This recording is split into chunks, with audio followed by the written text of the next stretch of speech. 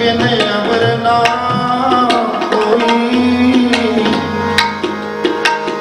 जो लागे मोरा मेरे साहिब मैं तुझ बिन अवर न कोई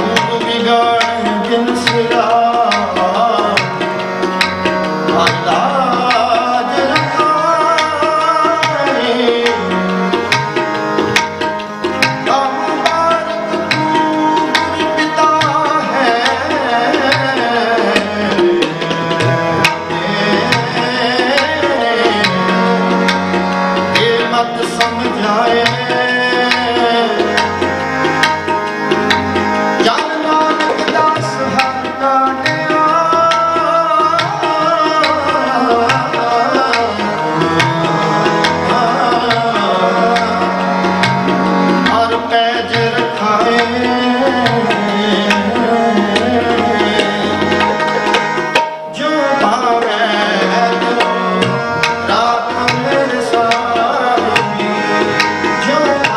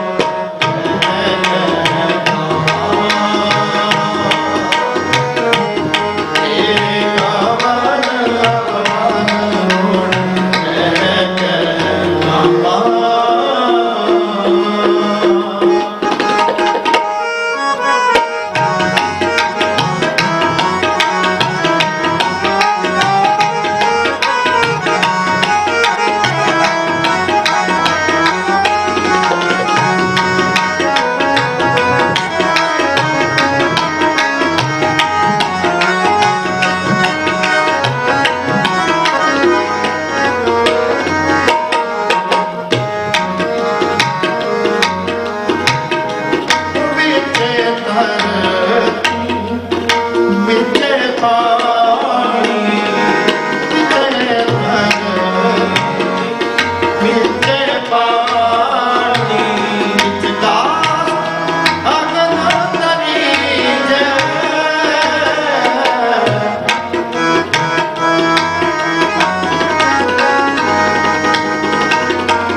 ਵਿਚਕਾਰ ਅਗਨ ਤਰੀ ਜੈ ਬਕਰੀ ਸਿੰਘ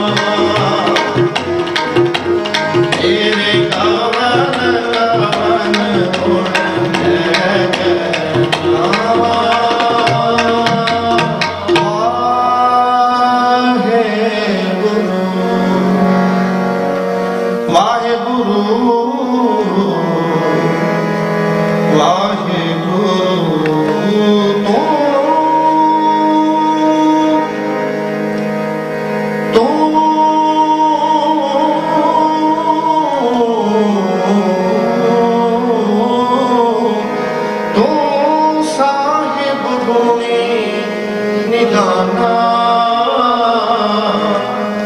तेरे कावन कावन गुण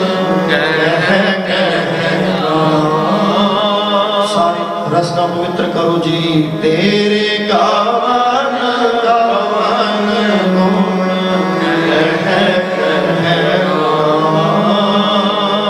तू साहिब गुणी निधाना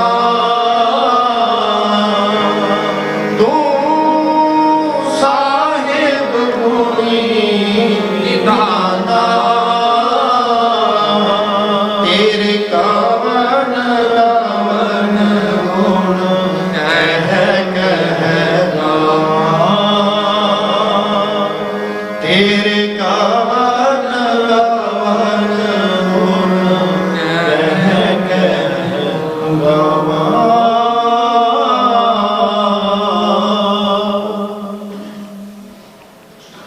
सो इतनी हाजिरी प्रवान करनी होइयां भुल्लां चुकां दी खमा। सतगुरु जी कृपा कर साडा सारियां दा गाविया सुनिया दर प्रवान कर। आओ हुण अति सत्कारयोग डॉक्टर अमरजीत सिंह जी आप जी नूं कुछ समय लई आप जी नाल विचार साझे करनगे। आओ तिन्हां पासों विचार साझे करिए जी। होइयां भुल्लां चुकां दी खिमा सतगुरु जी कृपा करन सानू सारियां नूं दरों करो नामदान को सिखी जीवन बख्शिश करन। भुल चुक दी खिमा बुलाओ फतेह आखो जी वाहिगुरू जी का खालसा वाहिगुरू जी की फतेह।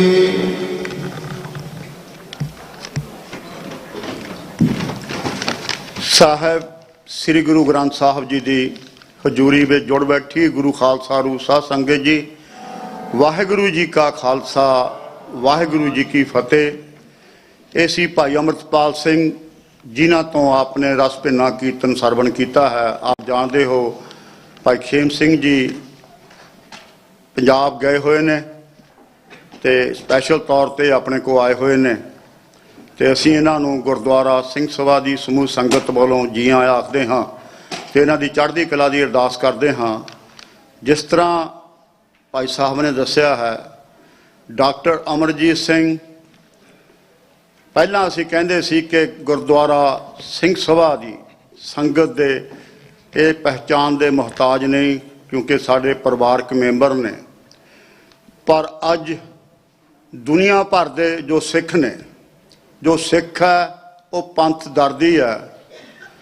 डॉक्टर अमरजीत सिंह का नाम सुन के सत्कार ना भर जाता।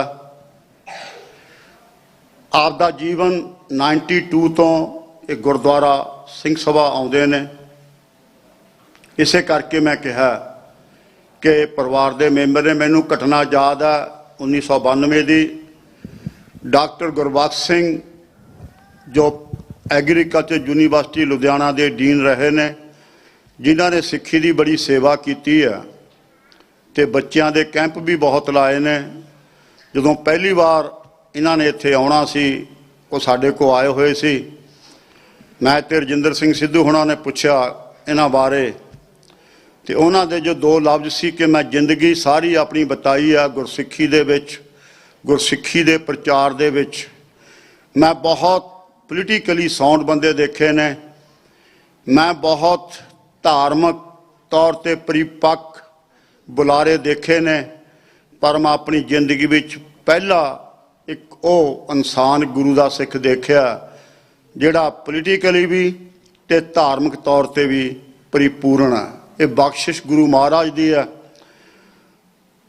लंबे समय तो हुण TV 84 जो पंथ का एक सच्चो सच प्रोग्राम भी डॉक्टर साहब शाम नूं दिंदे ने मंडे टू फ्राइडे। दुनिया भर विचों सुनिया जाता जे कि सच्चियां खबरां देखनियां ने जो सच ने तुसीं उस ते देख सकते हो। ये महाराज की मेहर है। जो अज खालसा पंथ की लड़ाई 1984 दे विच जो बड़ा घलूघारा होया जिस खालसा पंथ ने पहला मुगल राज दीआं जड़ां खेड़ियां उस तो बाद अंग्रेजी राज दियां ते उन्हां ही वर्गी हुकूमत सिखां लई मौजूदा हुकूमत जिन्हें 1984 दे विच अत कर दित्ती। आप डॉक्टर की पढ़ाई पूरी करके उस समय तो गुरु दे लड़ लग के जो गुरु की सिक्ख्या आपने पंथ नूं समर्पित कर दिता। एक 4 महीने की बच्ची नूं छड्ड के जदों USA आए ने 1986 दे विच पंथक कमेटी जो बनाई गई, उन्होंने इन्हों अपना स्पोक्स परसन थापिया दुनिया विच अपनी गल कहण लई। जद तो ये लंबी सेवा निभा रहे ने। सिक्खी 1984 दे विच एक दहाका साडे ते जो जुल्म होए ओह आप सब जानते हो, आप हमेशा वो गल्लां साझियां करते हैं। पर उस सिक्खी नूं इस काल पुरख की एक सिक्खी नूं क्योंकि एक कला हुंदी आ गुरु महाराज दी, जदों जो जुल्म हुंदा वो इहो जिहे इंसान 20वीं सदी के महान शहीद सन जरनैल सिंह जी खालसा पिंडरां वाले, जिन्हां दा मान दल ने 11 फरवरी नूं जन्मदिन भी मनाउणा शुरू किया होया, उन्हां दा भी जन्मदिन है। अज बाबा अजीत सिंह साहिबजादा बाबा अजीत सिंह का भी जन्मदिन है। तो जो बाखूबी सेवा निभाई खालसा पंथ ਜਾਂ ਸਾਡੇ वर्गे कई बार ढैंदी कला चले जाते हैं। खालसा पंथ नूं चढ़दी कला विच रखना गुरु का उपदेश दे के जज ये मूवमेंट 2020 के रूप में भांबड़ बनी है, वो चिंगारी सुलगदी इन्हां ने रखी है। मैं ज़्यादा कुछ नहीं कहना, ये बेनती करूँगा जो लंगर हाल च बैठे ने दीवान हाल च आउण लई ते संगतां जो बैठियां ने वो प्लीज़ बह के सरवण करो। आपां सिर्फ 40-45 मिनट सरवण करना, जिन्होंने अपनी पूरी जिंदगी खालसा पंथ लिए लाई है। क्योंकि जिसके अंतर बसे निरंकार तिसकी सीख करे संसार। मैं परसनल तौर पर जानदा, महाराज की हजूरी विच कहना कि आपदा जीवन भी अमृत वेला भी बाणी ते बाणे नाल पूर्ण तौर पर जुड़े हुए हैं। महाराज अरदास भी करिए कि इन्हां दी निभ जाए, क्योंकि उसकी कृपा नाल निभदी है। तो मैं हुण डॉक्टर साहब नूं बेनती करूँगा वो संगतां दे सन्मुख होण लई गुरमत ते धार्मिक ते पोलीटिकल जो साडे अज दे हालत ने उन्हां ते विचार करन लई।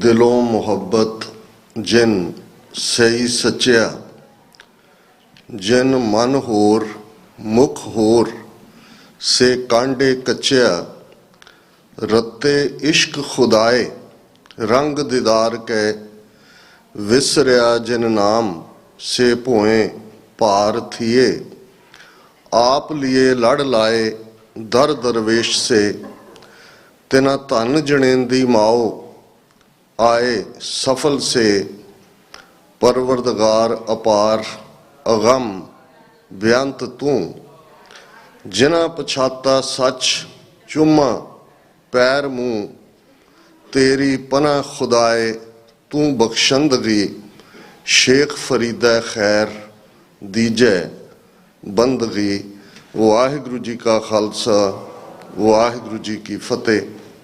साहिब श्री गुरु ग्रंथ साहिब जी की हजूरी में जुड़े बैठे सतगुरु जी का अपना आपा गुरु खालसा साध संगत जीओ, भाई सुरिंदर सिंह जी ने इन्नियां क गल्लां कह दित्तियां ने कि शर्मिंदगी भी महसूस हुंदी है।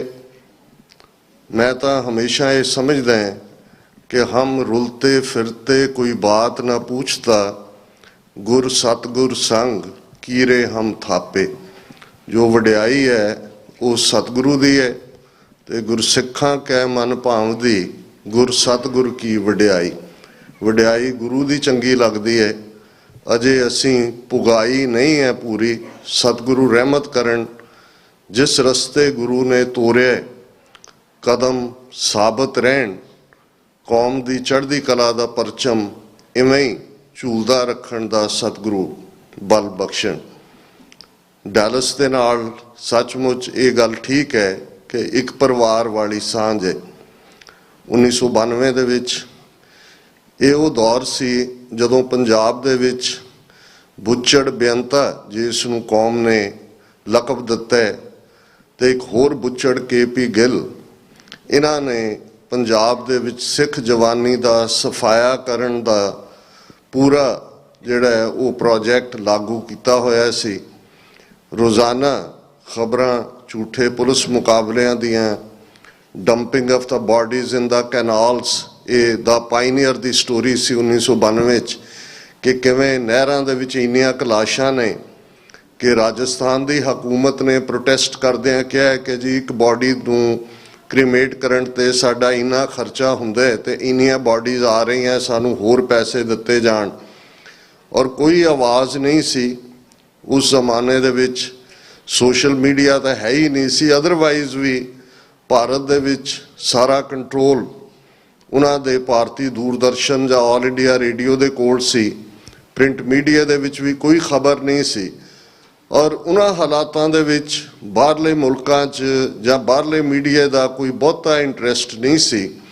ਔਰ ਡਾਲਸ ਇਸ ਲਈ ਵੀ ਮੈਨੂੰ ਹਮੇਸ਼ਾ ਯਾਦ ਰਹਿੰਦਾ ਹੈ ਕਿ ਪਹਿਲੀ ਵਾਰ ਜਦੋਂ ਮੈਂ ਇੱਥੇ 1992 ਦੇ ਵਿੱਚ ਆਇਆ, 10-12 ਪਰਿਵਾਰ ਸਨ, ਬਾਲਚ ਸਪਰਿੰਗਸ ਦੇ ਵਿੱਚ ਦੀਵਾਨ ਲੱਗਦਾ ਸੀ, ਪਰ ਸਾਰੇ ਪੂਰੀ ਨਿਖਰੀ ਸੋਚ ਵਾਲੇ, ਖਾਲਿਸਤਾਨ ਬਾਰੇ ਕੋਈ ਭੁਲੇਖਾ ਨਹੀਂ ਸੀ, ਘਰੋਂ ਹੀ ਪ੍ਰਸ਼ਾਦੇ ਬਣਾ ਕੇ ਲਿਆਉਂਦੇ ਸੀ। ਔਰ ਉਸ ਛੋਟੀ ਜਿਹੀ ਗੈਦਰਿੰਗ 'ਚ ਵੀ ਜਿਹੜਾ ਸਭ ਤੋਂ ਵੱਡਾ ਉਦਮ ਉਸ ਵੇਲੇ ਸੀ, ਇੱਥੇ ਸਰਦਾਰ ਵਿਰਕ ਹੁੰਦੇ ਸਨ, ਉਹਨਾਂ ਨੇ ਮੀਡੀਆ ਨਾਲ ਬਣਾ ਕੇ ਰੱਖੀ ਹੋਈ ਸੀ। ਤੇ ਡਾਲਸ ਮਾਰਨਿੰਗ ਨਿਊਜ਼ ਜਿਹੜੇ ਆ ਉਸ ਵੇਲੇ ਦੇ 12 ਸਭ ਤੋਂ ਪ੍ਰੋਮੀਨੈਂਟ ਅਖਬਾਰ ਅਮਰੀਕਾ ਦੇ, ਉਹਨਾਂ 'ਚ ਇੱਕ ਸੀ। ਉਹਨਾਂ ਦਾ ਸਪੈਸ਼ਲ ਰਿਪੋਰਟਰ ਜਿਹੜਾ ਹੈ ਉਹ ਗੁਰਦੁਆਰਾ ਸਾਹਿਬ ਆਇਆ ਹੋਇਆ ਸੀ। ਮੈਂ ਪੰਜਾਬੀ 'ਚ ਵੀ ਐਡਰੈਸ ਕੀਤਾ, ਅੰਗਰੇਜ਼ੀ 'ਚ ਵੀ ਕੀਤਾ, ਬਾਅਦ 'ਚ ਉਹਦਾ ਡੀਟੇਲ ਇੰਟਰਵਿਊ ਵੀ ਉਹਨੇ ਕੀਤਾ। ਔਰ next day dolls morning news ਦੇ ਵਿੱਚ ਇਹ ਫਰੰਟ ਪੇਜ ਦੇ ਉੱਤੇ ਉਹ ਇੰਟਰਵਿਊ ਔਰ ਖਬਰ ਵੀ ਸੀ ਕਿ ਇਨ ਪੰਜਾਬ's rivers not water but blood flows। ਔਰ ਇਹ ਬਹੁਤ ਵੱਡੀ ਸੈਂਸੇਸ਼ਨ ਸੀ ਉਸ ਵੇਲੇ ਡਾਲਸ ਮਾਰਨਿੰਗ ਨਿਊਜ਼ 'ਚ ਇਸ ਕਿਸਮ ਦੀ ਖਬਰ ਦਾ ਲੱਗਣਾ। ਔਰ ਜਿਸ ਅੰਦਾਜ਼ ਫਿਰ ਇੱਥੋਂ ਦੇ ਲੋਕਲ ਜਿਹੜੇ ਹਿੰਦੂ ਤਵੀ ਜਿਨ੍ਹਾਂ ਨੂੰ ਅੱਜ ਅਸੀਂ ਕਹਿੰਦੇ ਹਾਂ, ਉਹਨਾਂ ਨੇ ਕਾਊਂਟਰ ਕੀਤਾ, ਚਿੱਠੀਆਂ ਲਿਖਵਾਈਆਂ, ਉਹਨੂੰ ਹਰਾਸ ਕੀਤਾ ਕੋਰਸਪੋਂਡੈਂਟ ਨੂੰ। ਲੇਕਿਨ ਮੈਂ ਇਹ ਗੱਲ ਉਦੋਂ ਵੀ ਮਹਿਸੂਸ ਕੀਤੀ ਵੀ ਗੱਲ ਬਹੁਤ ਵਾਰ ਵੱਡੇ ਨੰਬਰ ਦੀ ਨਹੀਂ ਹੁੰਦੀ। ਕਿਸੇ ਥਾਂ ਤੇ ਵੀ 2-3 ਵੀ ਐਕਟਿਵਿਸਟ ਪੂਰੀ ਸੋਚ ਵਾਲੇ ਹੋਣ, ਉਹਨਾਂ ਨੂੰ ਕੰਮ ਕਰਨ ਦੀ ਸਿਸਟਮ ਦੀ ਜਿਹੜੀ ਹੈ ਉਹ ਸੂਝ ਹੋਏ, ਤੇ ਉਹ ਕੁਝ ਵੀ ਜਿਹੜਾ ਇਸ ਕਿਸਮ ਦਾ ਉਹ ਕਰ ਸਕਦੇ ਨੇ, ਜਿਸ ਨੂੰ ਅਸੀਂ ਅੱਜ ਦੇ ਪੀਰੀਅਡ ਦੇ ਵਿੱਚ ਨੈਰੇਟਿਵ ਦਾ ਸੈੱਟ ਕਰਨਾ ਕਹਿੰਦੇ। ਔਰ ਇਹਦੇ 'ਚ ਕੋਈ ਸ਼ੱਕ ਨਹੀਂ ਹੈ, TV 84 ਦਾ ਜ਼ਿਕਰ ਹੋਇਆ, ਲਗਭਗ 12 ਸਾਲ ਪਹਿਲਾਂ ਅਸੀਂ ਇਸ ਦੀ ਸ਼ੁਰੂਆਤ ਕੀਤੀ। ਦੀਵਾਨ ਦੇ ਵਿੱਚ ਭਾਈ ਜਸਵੀਰ ਸਿੰਘ ਮੱਟੂ, ਭਾਈ ਸੁਖਵਿੰਦਰ ਸਿੰਘ ਬੈਠੇ ਨੇ, ਜਿਨ੍ਹਾਂ ਨੇ ਜਿਵੇਂ ਰੇਡੀਓ ਰਾਹੀਂ ਔਰ ਹੁਣ TV ਰਾਹੀਂ ਜੋ ਵੌਇਸ ਆਫ ਖਾਲਸਾ ਦੇ ਥੱਲੇ ਜਿਵੇਂ ਇੱਕ ਸੇਵਾ ਯੂਨੀਕ ਕੀਤੀ ਔਰ ਕਰ ਰਹੇ ਨੇ। ਇਹ ਅਸੀਂ ਸਾਰੇ ਉਸ ਦੌਰ 'ਚੋਂ ਹੀ ਨਿਕਲੇ ਹਾਂ ਜਿਨ੍ਹਾਂ ਨੂੰ ਇਹ ਮਹਿਸੂਸ ਕੀਤਾ ਹੈ ਕਿ ਅਲਟੀਮੇਟਲੀ ਜੰਗ ਦੇ ਮੈਦਾਨ 'ਚ ਨਹੀਂ ਲੜੀ ਜਾਂਦੀ, ਜੰਗ ਨੈਰੇਟਿਵ ਦੀ ਹੈ ਤੇ ਨੈਰੇਟਿਵ ਮੀਡੀਆ ਦੇ ਵਿੱਚ ਸਿਰਜਿਆ ਜਾਂਦਾ ਹੈ। ਇੱਕ ਜ਼ਮਾਨੇ ਦੇ ਵਿੱਚ ਪ੍ਰਿੰਟ ਮੀਡੀਆ ਸੀ, ਫਿਰ ਇਲੈਕਟ੍ਰੋਨਿਕ ਮੀਡੀਆ ਦਾ ਪੀਰੀਅਡ ਆਇਆ, ਹੁਣ ਇਲੈਕਟ੍ਰੋਨਿਕ ਵੀ ਹੈ, ਡਿਜੀਟਲ ਵੀ ਹੈ ਔਰ ਪ੍ਰਿੰਟ ਵੀ ਹੈ, ਸਾਰਿਆਂ ਦੇ ਵਿੱਚ ਹੀ ਗੱਲ ਚੱਲ ਰਹੀ ਹੈ। ਲੇਕਿਨ ਜਿਹੜੀ ਜੇ ਅਸੀਂ ਇਹਨਾਂ 39 ਸਾਲਾਂ 'ਚ, ਖਾਸ ਤੌਰ 'ਤੇ ਮੈਂ ਜੂਨ 84 ਨੂੰ ਫਾਈਨਲ ਵਾਟਰਸ਼ੈਡ ਦੇ ਤੌਰ 'ਤੇ ਲਫ਼ਜ਼ ਇਸਤੇਮਾਲ ਕਰਦੇ, ਕਿਉਂਕਿ ਕੌਮਾਂ ਦੀ ਜ਼ਿੰਦਗੀ ਦੇ ਵਿੱਚ ਕੁਝ ਐਸੇ ਪੜਾਅ ਹੁੰਦੇ ਨੇ, ਮੁਕਾਮ ਹੁੰਦੇ ਨੇ ਜਿਹੜੇ ਚੇਂਜ ਆਫ ਹਿਸਟਰੀ ਕਰ ਦਿੰਦੇ ਨੇ। ਇੱਕ ਅੱਧਾ ਵਾਕਿਆ ਜਿਹੜਾ ਉਹ ਗੇਮ ਚੇਂਜਰ ਹੁੰਦਾ। ਔਰ ਇਸ 'ਚ ਕੋਈ ਸ਼ੱਕ ਨਹੀਂ ਕਿ ਅਸੀਂ 1849 ਜਦੋਂ ਸਾਡਾ ਰਾਜ ਜਾਂਦਾ, ਉਸ ਤੋਂ ਬਾਅਦ ਸਾਰੀ 19ਵੀਂ ਸਦੀ ਦੇ ਦੂਸਰੇ ਅੱਧ ਤੱਕ ਦੇਖਦੇ ਹਾਂ ਬਹੁਤ ਵੱਡਾ ਕਨਫਿਊਜ਼ਨ। ਔਰ ਕਿਸੇ ਵੀ ਕੌਮ ਦੇ ਲਈ ਜਾਂ ਕਿਸੇ ਕਬੀਲੇ ਲਈ ਜਾਂ ਕਿਸੇ ਨੇਸ਼ਨ ਲਈ ਜਿਹੜਾ ਉਸ ਦਾ ਜਵਾਲ ਹੁੰਦਾ ਜਾਂ ਪਤਨ ਹੁੰਦਾ ਜਾਂ ਉਹਦੀ ਡਾਊਨਗ੍ਰੇਡਿੰਗ ਹੁੰਦੀ ਹੈ, ਉਹ ਉਦੋਂ ਹੁੰਦੀ ਹੈ ਜਦੋਂ ਭੰਬਲ ਪੂਸਾ ਹੁੰਦਾ। ਕਨਫਿਊਜ਼ਨ ਦੇ ਲਈ ਜੇ ਠੀਕ ਠੇਠ ਪੰਜਾਬੀ ਲਫ਼ਜ਼ ਕਹਿਣਾ ਹੋਏ ਤੇ ਉਹ ਭੰਬਲ ਪੂਸੇ। ਤੇ ਭੰਬਲ ਪੂਸੇ ਦੇ ਵਿੱਚ ਦੁਸ਼ਮਣ ਤੁਹਾਨੂੰ ਤੁਹਾਡੀ ਤਾਕਤ ਦਾ ਅਹਿਸਾਸ ਵੀ ਨਹੀਂ ਹੋਣ ਦਿੰਦਾ, ਤੁਹਾਡੇ 'ਚ ਇੰਨੇ ਇਸ਼ੂ ਛੱਡ ਦਿੱਤੇ ਜਾਂਦੇ ਨੇ ਕਿ ਅਲਟੀਮੇਟਲੀ ਤੁਸੀਂ ਉਸ ਦੇ ਵਿੱਚ ਫਸੇ ਰਹਿੰਦੇ ਹੋ। ਤੇ ਜੇ ਇਹ ਕਹਿਣਾ ਹੋਏ ਕਿ 6000 ਸਾਲ ਤੋਂ ਜ਼ਿਆਦਾ ਦੀ ਇਨਸਾਨੀ ਤਾਰੀਖ ਦੇ ਵਿੱਚ ਭੰਬਲ ਭੂਸਾ ਪਾਉਣ ਦਾ ਕੋਈ ਮਾਸਟਰ ਹੈ, ਤੇ ਜਿਹੜੇ ਅੱਜ ਹਿੰਦੂ ਤਵੀ ਨੇ, ਕਿਸੇ ਜ਼ਮਾਨੇ 'ਚ ਇਹਨਾਂ ਨੂੰ ਬ੍ਰਾਹਮਣਵਾਦੀ ਕਿਹਾ ਜਾਂਦਾ ਸੀ, ਕਦੇ ਆਪਣੇ ਆਪ ਨੂੰ ਆਰੀਅਨ ਕਹਿੰਦੇ ਸੀ, ਐਰੀਅਨ, ਜਿਹਦੇ ਲਈ ਸਾਰੀ ਨਾਜ਼ੀ ਹਿਟਲਰ ਦੀ ਆਈਡੀਓਲੋਜੀ ਵੀ ਉਸ ਆਰੀਅਨ ਕੁਲੀਨ ਵਰਗ ਜਿਹਦੇ ਨਾਲ ਇਹਨਾਂ ਨੇ ਆਪਣਾ ਲਫ਼ਜ਼ ਜੋੜਿਆ, ਉਹ ਜਿਨ੍ਹਾਂ ਨੂੰ ਰਿਗਵੇਦ ਦਾ ਥੋੜ੍ਹਾ ਬਹੁਤ ਪਤਾ ਹੈ ਕਿ 3500 4000 ਸਾਲ ਪਹਿਲਾਂ ਦੀ ਈਸਟ ਦੀ ਇਸ ਕਿਤਾਬ ਨੇ ਕਿਵੇਂ ਵਰਣ ਆਸ਼ਰਮ ਨੂੰ, ਵਰਣ ਆਸ਼ਰਮ ਜਦੋਂ ਕਿਹਾ ਜਾਂਦਾ ਹੈ, ਵਰਣ ਦਾ ਮਤਲਬ ਸੰਸਕ੍ਰਿਤ ਦੇ ਵਿੱਚ ਰੰਗ ਹੁੰਦਾ ਹੈ। ਰੇਸਿਜ਼ਮ ਦਾ ਜੇ ਦੁਨੀਆ ਦੇ ਵਿੱਚ ਸਭ ਤੋਂ ਪੁਰਾਣਾ ਕੋਈ ਬਿਗਨਿੰਗ ਸਿਵਲਾਈਜੇਸ਼ਨ ਹੈ ਤੇ ਉਹ ਵਰਣ ਆਸ਼ਰਮ ਦੇ ਨਾਲ ਜੁੜਿਆ ਹੋਇਆ, ਰਿਗਵੇਦ ਨਾਲ ਜੁੜਿਆ ਹੋਇਆ ਪਾਰਟ ਹੈ। ਤੇ ਜੇ ਅੱਜ ਜਿਸ ਮੁਕਾਮ ਤੇ ਅਸੀਂ ਖੜੇ ਹਾਂ 2024 ਸਨ ਦੇ ਵਿੱਚ 1/5 of the whole population, Bharat ਦੀ ਅੱਜ ਆਬਾਦੀ 1 ਬਿਲੀਅਨ 500 ਮਿਲੀਅਨ ਦੇ ਨੇੜੇ ਤੇੜੇ ਹੈ ਤੇ ਦੁਨੀਆ ਦੀ ਕੁੱਲ ਆਬਾਦੀ ਲਗਭਗ 8 ਬਿਲੀਅਨ ਦੇ ਨੇੜੇ ਤੇੜੇ ਹੈ। ਤੇ ਅੱਜ ਵੀ ਲਗਭਗ 20% ਦੀ ਆਬਾਦੀ ਉਸ ਵਿਚਾਰਧਾਰਾ ਦੇ ਉਸ ਗੰਦੇ ਡਿਜ਼ਾਈਨ ਦਾ ਸ਼ਿਕਾਰ ਹੋ ਚੁੱਕੀ ਹੈ। ਕੋਈ ਦਿਨ ਐਸਾ ਨਹੀਂ ਹੈ ਜਦੋਂ ਉੱਥੋਂ ਨਿਕਲਣ ਵਾਲੀ ਕੋਈ ਖਬਰ ਤੁਹਾਨੂੰ ਇਹ ਯਾਦ ਦਹਾਨੀ ਨਾ ਕਰਵਾ ਰਹੀ ਹੋਏ ਕਿ ਇਹ ਤਾਂ ਉਹੀ ਦੌਰ ਹੈ ਜੋ 1930ਵਿਆਂ 'ਚ ਨਾਜ਼ੀਆਂ ਦੇ ਰਾਜ ਦਾ ਸੀ, ਜਾਂ ਇਟਲੀ ਦੇ ਵਿੱਚ ਮੁਸੋਲਿਨੀ, ਜਿਸ ਤੋਂ ਫਾਸ਼ਿਜ਼ਮ ਜਾਂ ਫਾਸ਼ਿਸਟ ਲਫ਼ਜ਼ ਆਇਆ, ਇਹ ਉਹਨਾਂ ਦੇ ਦੌਰ ਦਾ ਸੀ। ਔਰ ਇਹ ਕੰਬੀਨੇਸ਼ਨ ਜਿਸ ਦੇ ਨਾਲ ਬੇਸ਼ੱਕ ਸਾਡੀ ਲੜਾਈ ਕੋਈ ਅੱਜ ਦੀ ਨਹੀਂ ਹੈ, ਇਹ ਗੱਲ ਮੈਂ ਸਿਧਾਂਤਕ ਤੌਰ ਤੇ ਜਦੋਂ ਇਹ ਕਹੇ ਕਿ ਇੱਕ ਪਾਸੇ ਭੰਬਲ ਭੂਸਾ ਹੁੰਦਾ ਹੈ, ਇੱਕ ਪਾਸੇ ਕਲੈਰਿਟੀ ਹੁੰਦੀ ਹੈ, ਉਹਦਾ ਜਵਾਬ ਕਲੈਰਿਟੀ ਹੁੰਦਾ ਹੈ।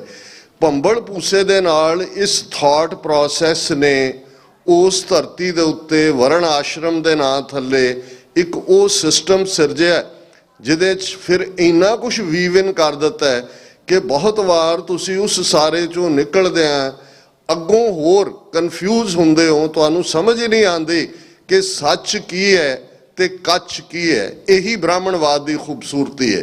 ਇੰਨੇ ਬਿਰਤਾਂਤ ਸਿਰਜ ਦਿਓ, ਇੰਨੇ ਥਾਟ ਛੱਡ ਦਿਓ ਤੇ ਅਲਟੀਮੇਟਲੀ ਉਹਨਾਂ ਸਭ ਨੂੰ ਭਿੜਾ ਕੇ ਫਿਰ ਤੁਸੀਂ ਆ ਕੇ ਕੰਟਰੋਲ ਕਰਕੇ ਕਹੋ ਕਿ ਸਤਿਅਮੇਵ ਜਯਤੇ। ਸੱਚ ਕੀ ਹੈ ਇਹ ਰੱਬ ਡਿਫਾਈਨ ਨਹੀਂ ਕਰੇਗਾ, ਸੱਚ ਕੀ ਹੈ ਇਹ ਕੋਈ ਰੂਹਾਨੀ ਸ਼ਖਸੀਅਤ ਡਿਫਾਈਨ ਨਹੀਂ ਕਰੇਗੀ, ਭੰਬਲ ਭੂਸਾ ਪਾਉਣ ਵਾਲੇ ਡਿਫਾਈਨ ਕਰਨਗੇ ਸਤਿਅਮੇਵ ਜਯਤੇ। ਪਰ ਹਕੀਕਤ ਦੇ ਵਿੱਚ ਵਾਪਰ ਰਿਹਾ ਹੋਏ ਕਿ ਕੂੜ ਫਿਰੇ ਪ੍ਰਧਾਨ ਵੇ ਲਾ ਲਓ, ਕਿ ਅਲਟੀਮੇਟਲੀ ਫਾਲਸਹੁੱਡ ਨੇ ਟੇਕ ਓਵਰ ਕੀਤਾ ਹੋਇਆ। ਔਰ ਇਸ ਗੱਲ ਦਾ ਜਦੋਂ ਅਸੀਂ ਬ੍ਰਾਹਮਣਵਾਦ ਜਾਂ ਹਿੰਦੂਤਵਾ ਦੀ ਆਈਡੀਓਲੋਜੀ ਦੀ ਗੱਲ ਕਰਦੇ ਤੇ ਜਿਵੇਂ ਗੁਰੂ ਨਾਨਕ ਸਾਹਿਬ ਨੇ ਇਸ ਨੂੰ ਬਿਆਨਿਆ, ਇਸ ਨੂੰ ਸਪਸ਼ਟ ਕੀਤਾ ਕੁੱਲ ਇਨਸਾਨੀਅਤ ਦੇ ਲਈ। ਔਰ ਉਸ ਦੌਰ ਦੇ ਵਿੱਚ ਗੁਰੂ ਨਾਨਕ ਸਾਹਿਬ ਦੀ ਬਾਣੀ ਦਾ ਇੱਕ ਫਰਮਾਨ ਅਸੀਂ ਪੜ੍ਹਦੇ ਹਾਂ ਕਿ ਜਦੋਂ ਅਸੀਂ 3 ਵਿਚਾਰਧਾਰਾਵਾਂ ਜਿਹੜੀਆਂ ਉਸ ਖਿੱਤੇ ਦੇ ਵਿੱਚ ਉਸ ਵੇਲੇ ਲੋਕਾਂ ਨੂੰ ਜਿਨ੍ਹਾਂ ਨੇ ਜਕੜਿਆ ਹੋਇਆ ਸੀ, ਬ੍ਰਾਹਮਣ ਦੀ ਵਿਚਾਰਧਾਰਾ ਸੀ, ਇਸਲਾਮ ਦਾ ਜੱਜ ਬਣ ਕੇ, ਜੂਰਿਸਪ੍ਰੂਡੈਂਸ ਦਾ ਇੰਚਾਰਜ ਬਣ ਕੇ ਕਾਜ਼ੀ ਬੈਠਾ ਸੀ, ਤੇ ਇਹਨਾਂ ਦੋਨਾਂ ਦੇ ਮਿਸ਼ਰਣ ਨਾਲ ਜਦੋਂ ਬੁੱਧ ਧਰਮ ਦਾ ਖਾਤਮਾ ਹੁੰਦਾ ਹੈ ਤੇ ਇੱਕ ਜੋਗ ਮਤ ਨਾਂ ਦਾ ਗੋਰਖ ਮਛੰਦਰ ਨਾਥ ਦਾ ਮਤ ਜੋਗ ਮਤ ਨਿਕਲਦਾ ਹੈ। ਤੇ ਫਿਰ ਅਸੀਂ ਦੇਖਦੇ ਹਾਂ ਕਿ ਇਹਨਾਂ ਤਿੰਨਾਂ ਦੇ ਵਿੱਚ ਲੋਕ ਕਿਵੇਂ ਭਰਮੇ ਹੋਏ ਨੇ, ਕਿਵੇਂ ਕਨਫਿਊਜ਼ ਨੇ। ਤੇ ਕਿ ਗੁਰੂ ਨਾਨਕ ਸਾਹਿਬ ਨੇ ਯਾਦ ਦਹਾਨੀ ਕਰਵਾਈ ਕਿ ਕਾਦੀ ਕੂੜ ਬੋਲ ਮਲ ਖਾਵੇ, ਬ੍ਰਾਹਮਣ ਨਾਵੇ ਜੀ, ਕਾਦੀ ਕੂੜ ਬੋਲ ਮਲ ਖਾਏ, ਬ੍ਰਾਹਮਣ ਨਾਵੇ ਜੀਆਂ ਘਾਏ, ਜੋਗੀ ਜੁਗਤ ਨਾ ਜਾਣੈ ਅੰਧ, ਤੀਨੇ ਉਜਾੜੇ ਕਾ ਬੰਦ। ਕਿ ਇੱਕ ਪਾਸੇ ਉਹ ਥਾਟ ਹੈ ਕਾਦੀ, ਅਰਬੀ ਦੇ ਵਿੱਚ ਕਾਜ਼ੀ ਨੂੰ ਕਾਦੀ ਕਹਿੰਦੇ ਨੇ, ਕਿ ਉਹ ਕੂੜ ਝੂਠ ਦੇ ਉੱਤੇ ਮਬਨੀ ਉਸ ਦਾ ਜੂਰਿਸਪ੍ਰੂਡੈਂਸ ਬਣ ਗਿਆ। ਕਾਜ਼ੀ ਹੋਏ ਰਿਸ਼ਵਤੀ, ਵੱਡੀ ਲੈ ਕੇ ਹੱਕ ਗਵਾਈ। ਅਦਲ ਜਸਟਿਸ, ਕਿਸੇ ਵੀ ਸਿਸਟਮ ਦਾ ਕਰਕਸ ਜਸਟਿਸ ਹੁੰਦਾ। ਮਹਾਰਾਜਾ ਰਣਜੀਤ ਸਿੰਘ ਦੇ ਰਾਜ ਦੇ ਵਿੱਚ ਜਾਂ ਉਹਨਾਂ ਦੀ ਪਰਸਨੈਲਿਟੀ 'ਚ ਕੀੜੇ ਕੱਢਣ ਵਾਲੇ ਵੀ ਬਹੁਤ ਨੇ, ਲੇਕਿਨ ਇੱਕ ਗੱਲ ਦੇ ਉੱਤੇ ਆ ਕੇ ਸਾਰੇ ਵਿਰੋਧੀ ਵੀ ਮੁਤਫਿਕ ਹੋ ਜਾਂਦੇ ਨੇ ਕਿ ਰਾਜ ਦੀ ਕਰਕਸ ਵੈਲਿਊ ਜਿਹੜੀ ਹੈ ਉਹ ਅਦਲ ਦੇ ਉੱਤੇ ਸੀ, ਜਸਟਿਸ ਦੇ ਉੱਤੇ ਸੀ, ਨਿਆਂ ਦੇ ਉੱਤੇ ਸੀ। ਕਿਸੇ ਵੀ ਸਿਸਟਮ ਨੂੰ ਜਦੋਂ ਅਸੀਂ ਸੇਫਟੀ, ਸਿਕਿਉਰਿਟੀ, ਜਸਟਿਸ ਦੀ ਗੱਲ ਕਰਦੇ ਹਾਂ, ਇਹ ਸਫਲ ਸਟੇਟ ਦੇ ਲੱਛਣ ਹੁੰਦੇ ਨੇ ਕਿ ਤੁਸੀਂ ਅਨਡਿਊ ਐਕਸਪਲੋਇਟੇਸ਼ਨ ਨਹੀਂ ਕਰਦੇ। ਔਰ ਅੱਜ ਜਦੋਂ ਅਸੀਂ 11 ਫਰਵਰੀ ਦੀ ਗੱਲ ਕਰ ਰਹੇ ਹਾਂ, ਕੁਛ ਕੈਲੰਡਰਸ ਦੇ ਮੁਤਾਬਕ ਭਗਤ ਰਵਿਦਾਸ ਜੀ ਦਾ ਜਿਹੜਾ ਉਹ ਪ੍ਰਕਾਸ਼ ਦਿਵਸ ਵੀ ਹੈ। ਸੰਤ ਜਰਨੈਲ ਸਿੰਘ ਜੀ ਖਾਲਸਾ ਪਿੰਡਾਂ ਵਾਲਿਆਂ ਦਾ ਜਨਮ ਦਿਨ 12 ਫਰਵਰੀ ਨੂੰ ਮਨਾਉਣ ਦੀ ਪਿਰਤ ਸਰ ਸਿਮਰਨਜੀਤ ਸਿੰਘ ਮਾਨ ਨੇ ਫਤਿਹਗੜ੍ਹ ਸਾਹਿਬ ਵਿਖੇ ਸ਼ੁਰੂ ਕੀਤੀ, ਜਿਹੜਾ ਕੱਲ ਉੱਥੇ ਹੋਏਗਾ ਸੈਲੀਬ੍ਰੇਟ। ਹਾਲਾਂ ਉਹਨਾਂ ਦਾ ਜਨਮ ਦਿਨ ਜੂਨ ਦੇ ਪਹਿਲੇ ਹਫਤੇ 'ਚ ਹੈ, ਪਰ ਇੱਕ ਡੇਟ ਸੈਲੀਬ੍ਰੇਸ਼ਨ ਦੀ ਰੱਖੀ, ਉਹਨੂੰ ਉਹ ਰਿਪੀਟ ਕਰਦੇ ਨੇ। ਔਰ ਬਹੁਤ ਵਾਰ ਔਰ ਭਗਤ ਰਵਿਦਾਸ ਜੀ ਗੁਰੂ ਨਾਨਕ ਸਾਹਿਬ ਦੇ ਕੁਛ ਜਿਹੜੇ ਵੇਰਵੇ ਨੇ ਸਮਕਾਲੀ ਵੀ ਕਹਿੰਦੇ ਨੇ, ਪਰ ਥੋੜਾ ਬਹੁਤ ਕਬੀਰ ਸਾਹਿਬ ਔਰ ਰਵਿਦਾਸ ਜੀ ਦਾ ਥੋੜਾ ਜਿਹਾ ਪਹਿਲੇ ਦਾ ਪੀਰੀਅਡ ਹੈ। ਬਾਬਾ ਫਰੀਦ ਤੇ ਲਗਭਗ ਪੌਣੇ 300 ਸਾਲ ਪਹਿਲਾਂ ਗੁਰੂ ਨਾਨਕ ਸਾਹਿਬ ਤੋਂ ਹੋਏ ਨੇ। ਹੁਣ ਭਗਤ ਰਵਿਦਾਸ ਜੀ ਜਦੋਂ ਆਈਡੀਅਲ ਸੁਸਾਇਟੀ ਦੀ ਗੱਲ ਕਰਦੇ ਨੇ, ਔਰ ਇਹ ਅੱਜ ਆਉਂਦੇ ਆ, ਜਦੋਂ ਮੈਂ ਗੁਰਵਿੰਦਰ ਸਿੰਘ ਹੋਰਾਂ ਨੂੰ ਪੁੱਛ ਰਿਹਾ ਸੀ ਵੀ ਐਸੇ ਕਿਹੜੇ ਨੁਕਤੇ ਨੇ ਜਿਨ੍ਹਾਂ ਦੇ ਉੱਤੇ ਨੌਜਵਾਨ ਸਾਡੇ ਜਿਹੜੇ ਨੇ ਉਹ ਰਹਿਨੁਮਾਈ ਚਾਹੁੰਦੇ ਨੇ ਜਾਂ ਉਹਨਾਂ ਨੂੰ ਕੋਈ ਗੱਲ ਕੀਤੀ ਜਾਏ ਉਹਨਾਂ ਦੇ ਲਈ, ਤੇ ਉਹਨਾਂ ਨੇ 2-3 ਗੱਲਾਂ ਕਹੀਆਂ ਜਿਹੜੀਆਂ ਮੈਂ ਆਪਣੀ ਇਸ ਪ੍ਰੈਜੈਂਟੇਸ਼ਨ ਦੇ ਵਿੱਚ ਇਨਕੋਰਪੋਰੇਟ ਕਰਾਂਗਾ। ਪਰ ਬਹੁਤ ਵਾਰ ਇੱਕ ਰੂਹਾਨੀਅਤ ਦਾ ਰਸਤਾ ਜਦੋਂ ਤੁਸੀਂ ਤੁਰਦੇ ਹੋ, ਜਿਹੜੀ ਗੱਲ ਉਹਨਾਂ ਨੇ ਵੀ ਕਹੀ ਕਿ ਜਿਹੜੇ ਬਹੁਤ ਸਾਰੇ ਬੰਦਗੀ ਵੱਲ ਆਉਂਦੇ ਨੇ, ਸਿਮਰਨ ਵੱਲ ਆਉਂਦੇ ਨੇ, ਸਾਡੀਆਂ ਵੀ ਉਹ ਸੰਸਥਾਵਾਂ ਨੇ, ਉਹ ਪੋਲੀਟੀਕਲ ਐਕਟਿਵਿਜ਼ਮ ਤੋਂ ਭਗੌੜੇ ਹੋ ਜਾਂਦੇ ਨੇ, ਉਸ ਪਾਸਿਓਂ ਨਹੀਂ ਜਾਂਦੇ। ਉਹਨਾਂ ਨੂੰ ਜਿਹੜਾ ਫਿਰ ਉਹੀ ਜਿਹੜਾ ਉਹ ਕੰਪਲੀਟ ਲੱਗਦਾ। ਉਹਨਾਂ ਨੇ ਕਿਹਾ ਵੀ ਇਹ ਕੀ ਕਾਰਨ ਹੈ, ਹਾਲਾਂਕਿ ਹੋਣਾ ਇਹ ਚਾਹੀਦਾ ਹੈ ਕਿ ਜਿਹਨੂੰ ਰੂਹਾਨੀਅਤ ਦੀ ਸਮਝ ਹੈ, ਜਿਹੜਾ ਰੋਮ ਰੋਮ ਜਿਸ ਦਾ ਉਸ ਵਾਹਿਗੁਰੂ ਦੇ ਸਿਮਰਨ ਦੇ ਨਾਲ ਜੁੜਿਆ ਹੋਇਆ, ਉਹ ਤਾਂ ਉਸ ਮੈਦਾਨ ਦੇ ਵਿੱਚ ਉਵੇਂ ਹੀ ਗਰਜੇ ਜਿਵੇਂ ਭਾਈ ਸਾਹਿਬ ਭਾਈ ਰਣਧੀਰ ਸਿੰਘ ਜੀ ਗਰਜੇ, ਜਿਵੇਂ ਬਾਬਾ ਦੀਪ ਸਿੰਘ ਸ਼ਹੀਦ ਗਰਜੇ, ਜਾਂ ਜਿਵੇਂ ਅਜੋਕੇ ਪੀਰੀਅਡ 'ਚ ਬਾਬਾ ਫੌਜਾ ਸਿੰਘ ਜਿਨ੍ਹਾਂ ਨੇ 13 ਅਪ੍ਰੈਲ 1978 ਜਿਸ ਦੀ ਸ਼ੁਰੂਆਤ ਐਕਚੁਅਲੀ ਇੰਡੀਅਨ ਸਿਸਟਮ ਨੇ ਕਿਵੇਂ ਪ੍ਰੋਕਸੀ ਇਹ ਗੁਰੂਡਮ ਖੜਾ ਕੀਤਾ 47 ਤੋਂ ਬਾਅਦ, ਉਹਨਾਂ ਦੇ ਵਿੱਚ ਇਹ ਨਰਕਧਾਰੀ ਪਰੰਪਰਾ, ਔਰ ਫਿਰ ਬਾਬਾ ਫੌਜਾ ਸਿੰਘ ਔਰ ਭਾਈ ਸੁਖਦੇਵ ਸਿੰਘ ਬੱਬਰ, ਕਿੰਨੀ ਸਾਡੀ ਵੱਡੀ ਲੈਗੇਸੀ ਹੈ।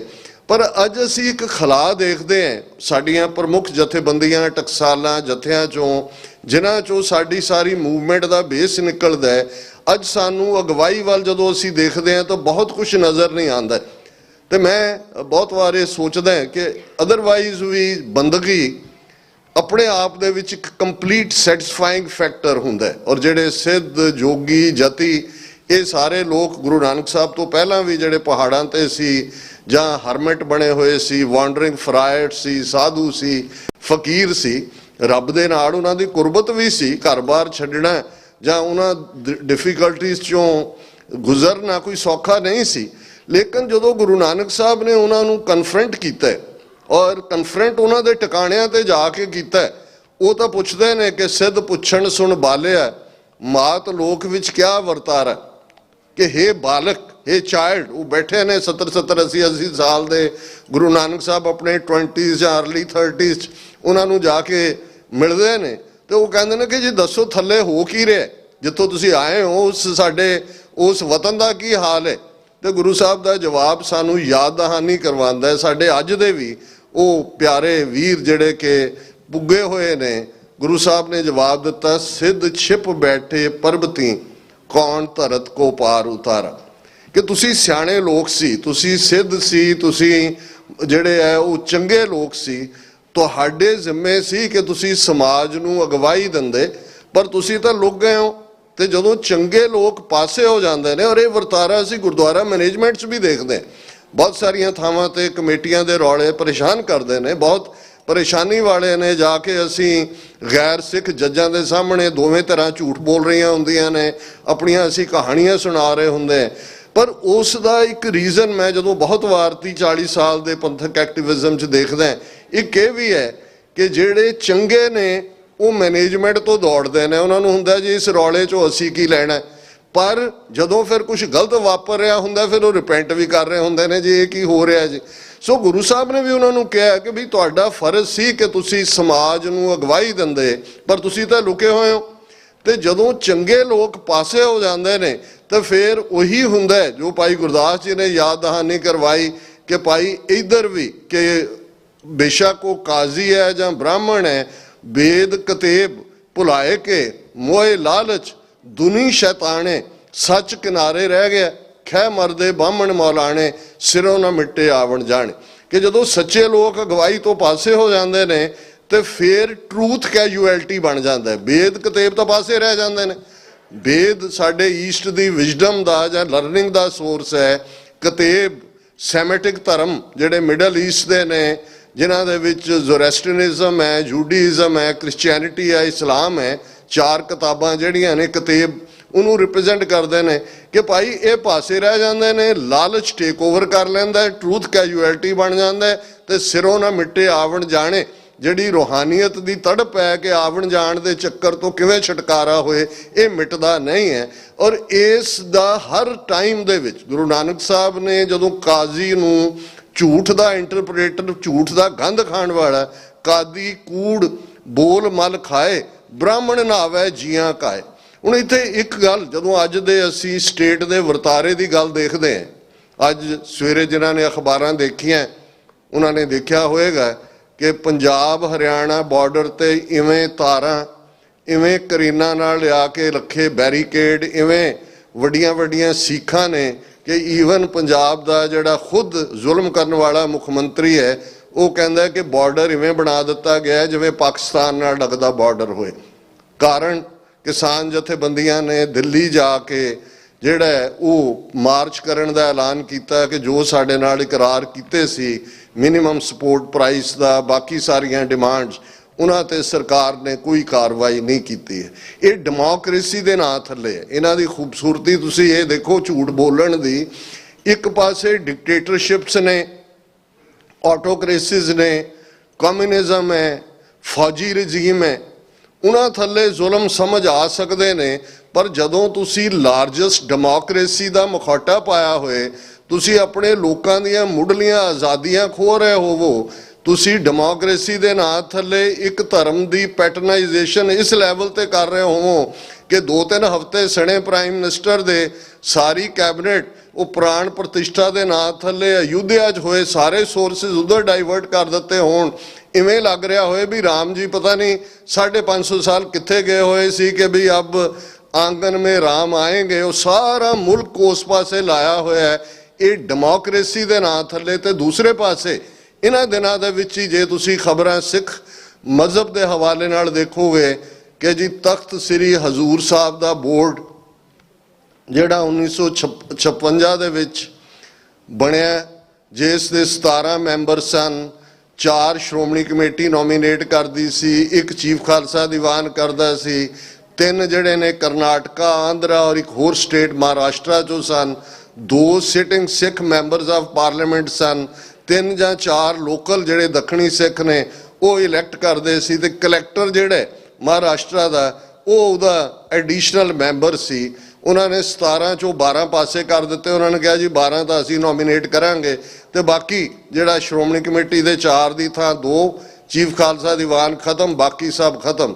ਸੋ ਸਿੱਧੇ ਤੌਰ ਦੇ ਉੱਤੇ ਉਹਨਾਂ ਨੇ ਕਰੋੜਾਂ ਰੁਪਏ ਦੇ ਬਜਟ ਵਾਲਾ ਤਖਤ ਸਾਹਿਬ ਦਾ, ਔਰ ਕੱਲਾ ਗੱਲ ਪੈਸੇ ਤੱਕ ਮਹਿਦੂਦ ਨਹੀਂ ਹੈ, ਉਹ ਤੁਹਾਡੇ ਗੁਰਦੁਆਰਿਆਂ ਨੂੰ, ਡੇਰਿਆਂ ਨੂੰ, ਔਰ ਇਹ ਉਹਨਾਂ ਲੋਕਾਂ ਲਈ ਹੈ ਜਿਹੜੇ ਕਹਿੰਦੇ ਨੇ ਜੀ ਅਸੀਂ ਤਾਂ ਸਿਆਸਤ ਨਾਲ ਤਾਂ ਵਾਸਤਾ ਨਹੀਂ ਰੱਖਣਾ ਚਾਹੁੰਦੇ, ਖਾਲਿਸਤਾਨ ਨਾਲ ਸਾਡਾ ਕੋਈ ਲਾਗਾ ਦੇਗਾ ਨਹੀਂ। ਚਲੋ ਸਮਝ ਆਇਆ, ਸਿੱਖ ਤਾਂ ਹੋ ਤੁਸੀਂ, ਔਰ ਗੁਰਦੁਆਰਿਆਂ ਨਾਲ ਤਾਂ ਤੁਹਾਡਾ ਬਵਾਸਤਾ ਹੈ। ਇਸ ਵੇਲੇ ਨਜ਼ਰ ਮਾਰੋ ਹਜ਼ੂਰ ਸਾਹਿਬ ਬੋਰਡ ਸਿੱਧਾ ਉਹਨਾਂ ਦੇ ਕੋਲ, ਦਿੱਲੀ ਕਮੇਟੀ, ਕਦੇ ਮਨਜਿੰਦਰ ਸਿੰਘ ਸਿਰਸਾ ਜਾਂ ਉਹ ਕਾਲਕਾ ਔਰ ਪਤਾ ਨਹੀਂ ਇਸ ਕਿਸਮ ਦੇ ਉਹਨਾਂ ਦੇ ਤੁਸੀਂ ਬਿਆਨਬਾਜ਼ੀਆਂ ਦੇਖੋ ਕਿਸ ਹੱਦ ਤੱਕ ਜਾ ਕੇ। ਜੇ ਇੱਕ ਦਿੱਲੀ ਕਮੇਟੀ ਦਾ ਪ੍ਰੋਮੀਨੈਂਟ ਬੰਦਾ ਕਹਿੰਦਾ ਕਿ ਜੀ ਜੇ ਮਸਜਿਦ ਤੋੜ ਕੇ ਮੰਦਿਰ ਬਣਾ ਲਿਆ ਫਿਰ ਕੀ ਹੋਇਆ, ਅਸੀਂ ਵੀ ਤਾਂ ਰਕਾਬਗੰਜ ਦੀ ਮਸਜਿਦ ਤੋੜ ਕੇ ਗੁਰਦੁਆਰਾ ਬਣਾਇਆ ਸੀ। ਬਿਲਕੁਲ ਗਲਤ ਨੈਰੇਟਿਵ ਸੈੱਟ ਕਰਨ ਦੀ ਲਾਈਨ। ਔਰ ਜਿਸ ਅੰਦਾਜ਼ ਦੇ ਵਿੱਚ ਈਵਨ ਹਰਿਆਣਾ 50 ਤੋਂ ਜ਼ਿਆਦਾ ਇਤਿਹਾਸਕ ਗੁਰਦੁਆਰੇ, ਕਿਵੇਂ ਹਰਿਆਣਾ ਕਮੇਟੀ ਮਨੋਹਰ ਲਾਲ ਖੱਟੜ, ਉਹ ਇੱਕ ਰਮਣੀਕ ਸਿੰਘ ਮਾਨ ਨਾਂ ਦਾ ਬੰਦਾ ਜਿਹਨੂੰ ਹੁਣ ਨੋਮੀਨੇਟ ਕੀਤਾ, ਉਹ ਕਿਸ ਕਿਸਮ ਦਾ ਸਾਰਾ ਹਿੰਦੂਤਵਾ ਦਾ ਨੈਰੇਟਿਵ ਸਿਰਜ ਰਹੇ ਨੇ। ਔਰ ਉਹਨਾਂ ਨੇ ਤੁਹਾਡੇ ਸਾਰੇ ਸੋਰਸ ਤੁਹਾਡੇ ਜਿਹੜੇ ਨੇ ਉਹ ਖੋਹ ਲਏ ਨੇ।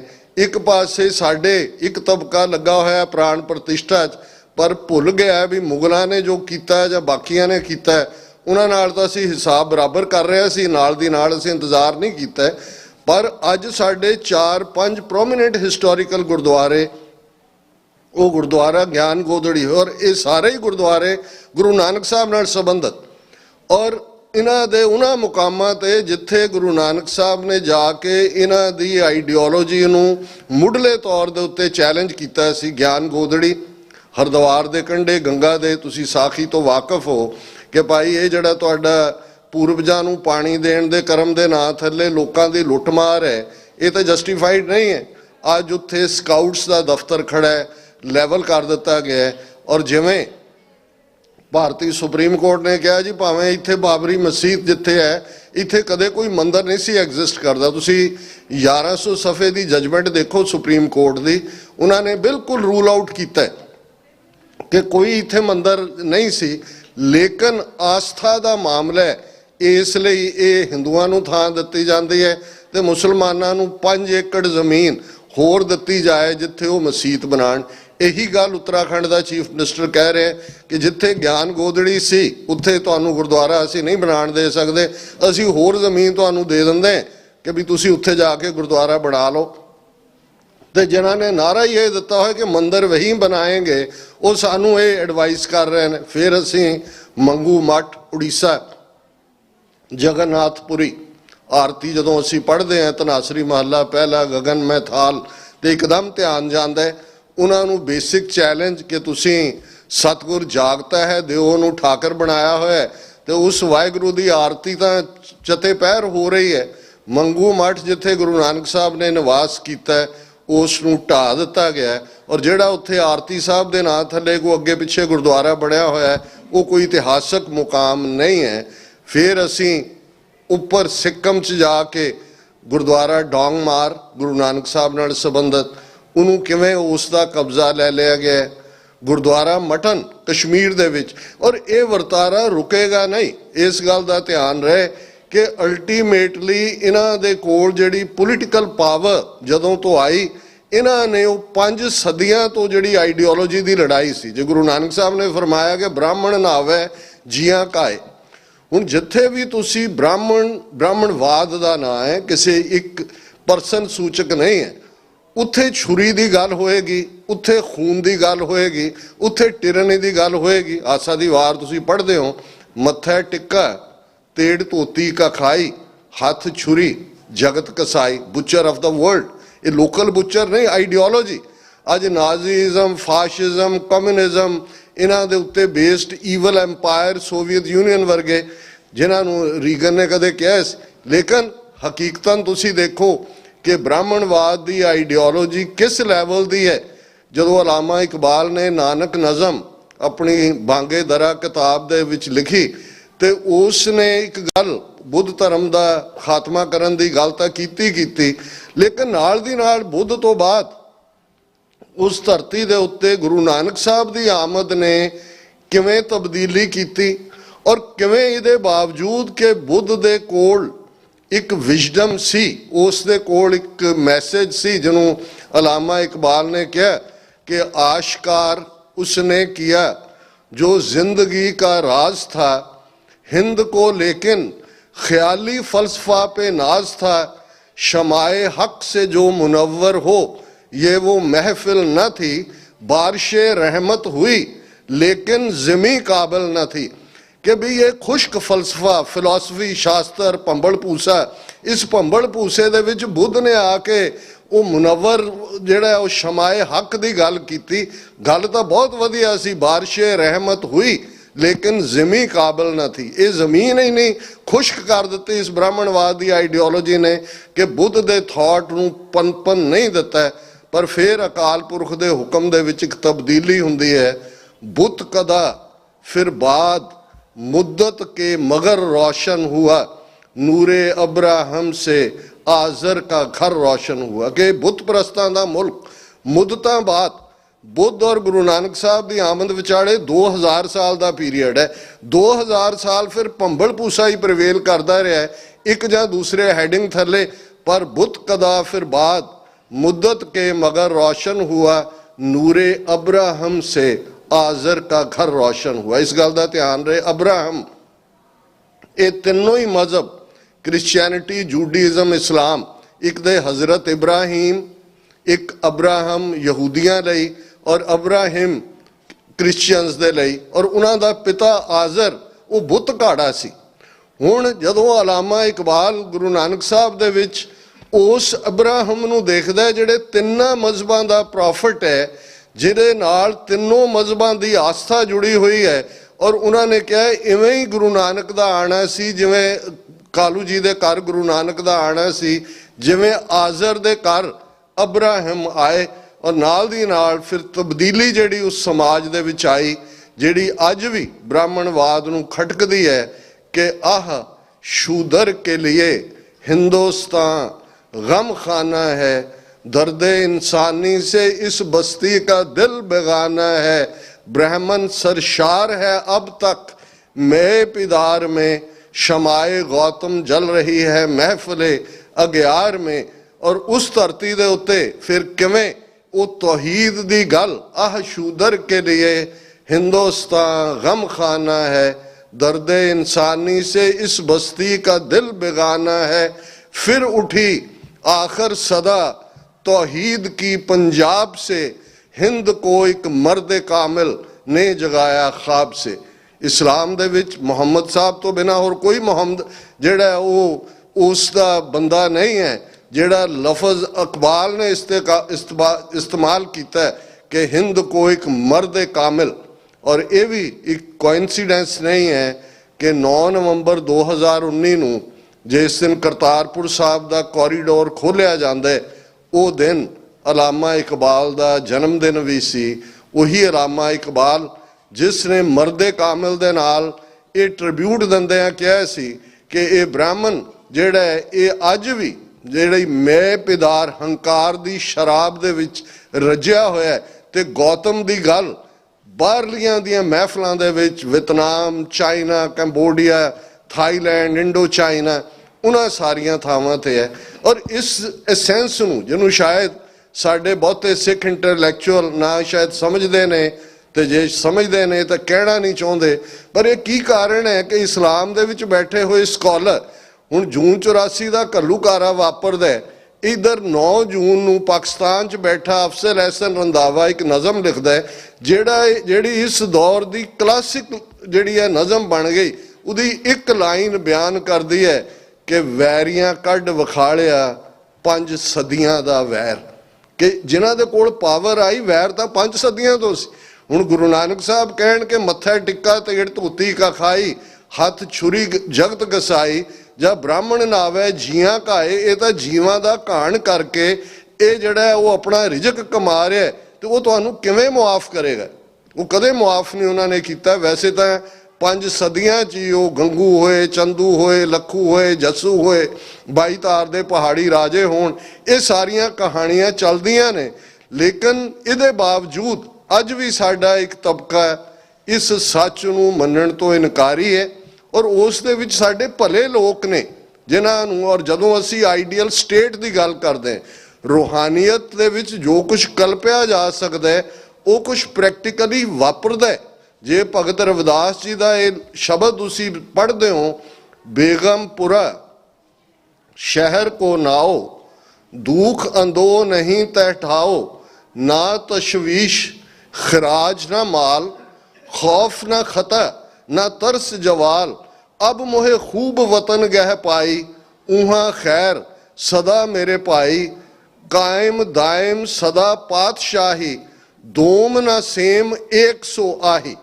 हुण ये वो आइडियल स्टेट है। जो असी खालिस्तान की गल करते हैं उसका मतलब महज को 12-14 जिलियां का एडमिनिस्ट्रेशन वाला मुल्क जिहदा head of the state Singh होए जां अमृतधारी सिंह होए।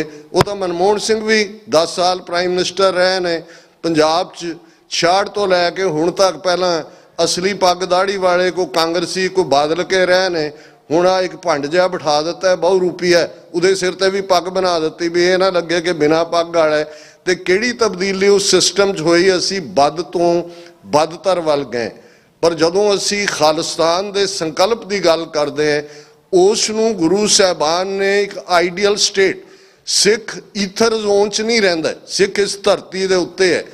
ये धरती धर्मसाल है जिस दे विच अड अड बोलियां ने, अड अड रंग ने, और सिख दे जिम्मे है कि कबीर धरती साध की, तस्कर बैसे गाहें। ते चोर जां तस्कर दे लई थां नहीं है, ये भले लोकां लई है ਜਦੋਂ ਅਸੀਂ ਇਹ ਪੜ੍ਹਦੇ ਹਾਂ, ਦਾਨਵ ਦੇਵ ਫਨਿੰਦ ਨਿਸਾਚਰ ਭੂਤ ਭਵਿੱਖ ਭਵਾਨ ਜਪੈਂਗੇ, ਜੀਵ ਜਿਤੇ ਜਲ ਮੈਂ ਥਲ ਮੈਂ, ਪਲ ਹੀ ਪਲ ਮੈਂ ਸਭ ਥਾਪ ਥਪੈਂਗੇ, ਪੁਨ ਪ੍ਰਤਾਪਨ ਬਾੜ ਜੈਤ ਤੁਨ, ਪਾਪਨ ਕੇ ਬਹੁ ਪੁੰਜ ਖਪੈਂਗੇ, ਸਾਧ ਸਮੂਹ ਪ੍ਰਸੰਨ ਫਿਰੈ ਜਗ, ਛਤਰ ਸਭੈ ਅਵਲੋਕ ਚਪੈਂਗੇ। ਕਿ ਇਸ ਧਰਤੀ ਦੇ ਉੱਤੇ ਸਾਧੂ ਲੋਕ, ਭਲੇ ਲੋਕ, ਨੋਬਲ ਲੋਕ ਜਿਹੜੇ ਨੇ ਉਹ ਪ੍ਰੋਸਪਰ ਹੋਣ, ਉਹ ਆਜ਼ਾਦੀ ਦੇ ਨਾਲ ਘੁੰਮ ਸਕਣ। ਔਰ ਇਹੀ ਜਦੋਂ ਭਗਤ ਰਵਿਦਾਸ ਜੀ ਨੇ ਕਿਹਾ ਕਿ ਭਾਈ ਉਹ ਸਟੇਟ ਜਿੱਥੇ ਕੋਈ ਗਮ ਨਾ ਹੋਏ, ਬੇਗਮਪੁਰਾ ਸ਼ਹਿਰ ਕੋ ਨਾਉ, ਦੁਖ ਅੰਦੋ ਨਹੀਂ ਤੈ ਠਾਉ। ਅੰਦੋ ਸ਼ੰਕਾ, ਡਾਊਟ ਹੈ, ਭੰਬਲ ਭੂਸਾ ਹੈ, ਕਨਫਿਊਜ਼ਨ ਹੈ ਕਿ ਇਹ ਉੱਥੇ ਐਗਜ਼ਿਸਟ ਨਾ ਕਰਦਾ ਹੋਏ, ਨਾ ਉੱਥੇ ਬਿਨਾਂ ਵਜ੍ਹਾ ਤਸ਼ਵੀਸ਼ ਹੋਏ, ਨਾ ਤੁਹਾਡੇ ਮਾਲ ਦੇ ਉੱਤੇ ਵਾਧੂ ਟੈਕਸ ਲੱਗੇ ਹੋਣ, ਨਾ ਤੁਸੀਂ ਖੌਫ 'ਚ ਜੀ ਰਹੇ ਹੋ, ਨਾ ਤੁਹਾਨੂੰ ਪਾਪ ਦਾ ਅਹਿਸਾਸ ਕਰਵਾਇਆ ਜਾ ਰਿਹਾ ਹੋਏ, ਨਾ ਤੁਸੀਂ ਜਵਾਲ ਦੇ ਉੱਚੇ ਔਰ ਅਬ ਮੋਹੇ ਖੂਬ ਵਤਨ ਗੈਪ, ਇਹ ਮੇਰਾ ਵਤਨ ਹੈ, ਉਹਾਂ ਖੈਰ ਸਦਾ ਮੇਰੇ ਭਾਈ, ਹਮੇਸ਼ਾ ਤੁਸੀਂ ਆਨੰਦ ਦੇ ਵਿੱਚ ਰਹਿੰਦੇ ਹੋ। ਔਰ ਜਿਹੜਾ ਲਫ਼ਜ਼ ਉਹਨਾਂ ਨੇ ਕਿਹਾ, ਅੱਜ ਜਦੋਂ ਅਸੀਂ ਸਿੱਖਾਂ ਦੇ ਬਾਰੇ ਕਹਿੰਦੇ ਹਾਂ ਕਿ ਕਿਵੇਂ ਸਾਨੂੰ ਦੂਜੇ ਦਰਜੇ ਦੇ ਸ਼ਹਿਰੀ ਬਣਾ ਦਿੱਤਾ ਗਿਆ, ਤੇ ਭਗਤ ਰਵਿਦਾਸ ਜੀ ਨੇ ਕਿਹਾ ਸੀ, ਪੁਰਾਤਨ ਪਰਸ਼ੀਅਨ ਦੇ ਵਿੱਚ ਜਦੋਂ ਗਿਣਤੀ ਹੁੰਦੀ ਸੀ, ਅਵਲ 1, ਦੋਮ 2, ਸੇਮ 3, ਉਹਨਾਂ ਨੇ ਕਿਹਾ ਵੀ ਕਾਇਮ ਦਾਇਮ ਸਦਾ ਪਾਤਸ਼ਾਹੀ, ਦੋਮ ਨਾ ਸੇਮ 100 ਆਹੀ। ਕੋਈ ਸੈਕੰਡ ਤੇ ਥਰਡ ਕਲਾਸ ਸਿਟੀਜ਼ਨ ਨਹੀਂ ਹੈ, ਸਾਰੇ ਇੱਕੋ ਨੇ, ਸਾਰੇ ਹੀ ਅਵਲ ਨੇ, ਸਾਰੇ ਹੀ ਉਸ ਦਰਜੇ ਦੇ ਉੱਤੇ ਰਹਿਣ ਵਾਲੇ ਨੇ। ਜਦੋਂ ਅਸੀਂ ਇਸ ਕਨਸੈਪਟ ਨੂੰ ਸਮਝਦੇ ਹਾਂ ਤੇ ਫਿਰ ਗੁਰੂ ਅਰਜਨ ਸਾਹਿਬ ਦਾ ਇਹ ਫਰਮਾਨ ਵੀ ਸਾਨੂੰ ਬਹੁਤ ਚੰਗੀ ਤਰ੍ਹਾਂ ਸਮਝ ਆਉਣਾ ਚਾਹੀਦਾ ਹੈ ਕਿ ਭਾਈ ਕਿਸ ਕਿਸਮ ਦਾ ਸਿਸਟਮ ਹੋਏ ਕਿ ਜਿਸ ਸਿਸਟਮ ਦੇ ਵਿੱਚ ਕੋਈ ਕਿਸੇ ਨੂੰ ਰਿੰਝਾਏ ਨਾ, ਕੋਈ ਕਿਸੇ ਨੂੰ ਤੰਗ ਨਾ ਕਰੇ। ਇਹੀ ਪਾਠ ਜਦੋਂ ਗੁਰੂ ਅਰਜਨ ਸਾਹਿਬ ਨੇ ਯਾਦ ਦਹਾਨੀ ਕਰਵਾਈ ਕਿ ਭਾਈ ਤੁਸੀਂ ਉਸ ਸਿਸਟਮ ਦੇ ਲਈ ਕੰਮ ਕਰਨਾ ਜਿੱਥੇ ਸਾਰੇ ਬਿਨਾਂ ਕਿਸੇ ਨਾ ਬਰਾਬਰੀ ਦੇ ਐਗਜ਼ਿਸਟ ਕਰਨ। ਇਹੀ ਖਾਲਿਸਤਾਨ ਦੀ ਗੱਲ ਸਾਡੇ 29 ਅਪ੍ਰੈਲ 1986 ਦੇ ਖਾਲਿਸਤਾਨ ਦੇ ਐਲਾਨਨਾਮੇ 'ਚ ਵੀ ਹੈ। ਇਸੇ ਦੀ ਕੰਟੀਨਿਊਟੀ 39 ਸਾਲ ਤੋਂ ਲਗਾਤਾਰਤਾ ਨਾਲ ਇੱਕ ਜਾਂ ਦੂਸਰੇ ਤਰੀਕੇ ਨਾਲ ਹੈ।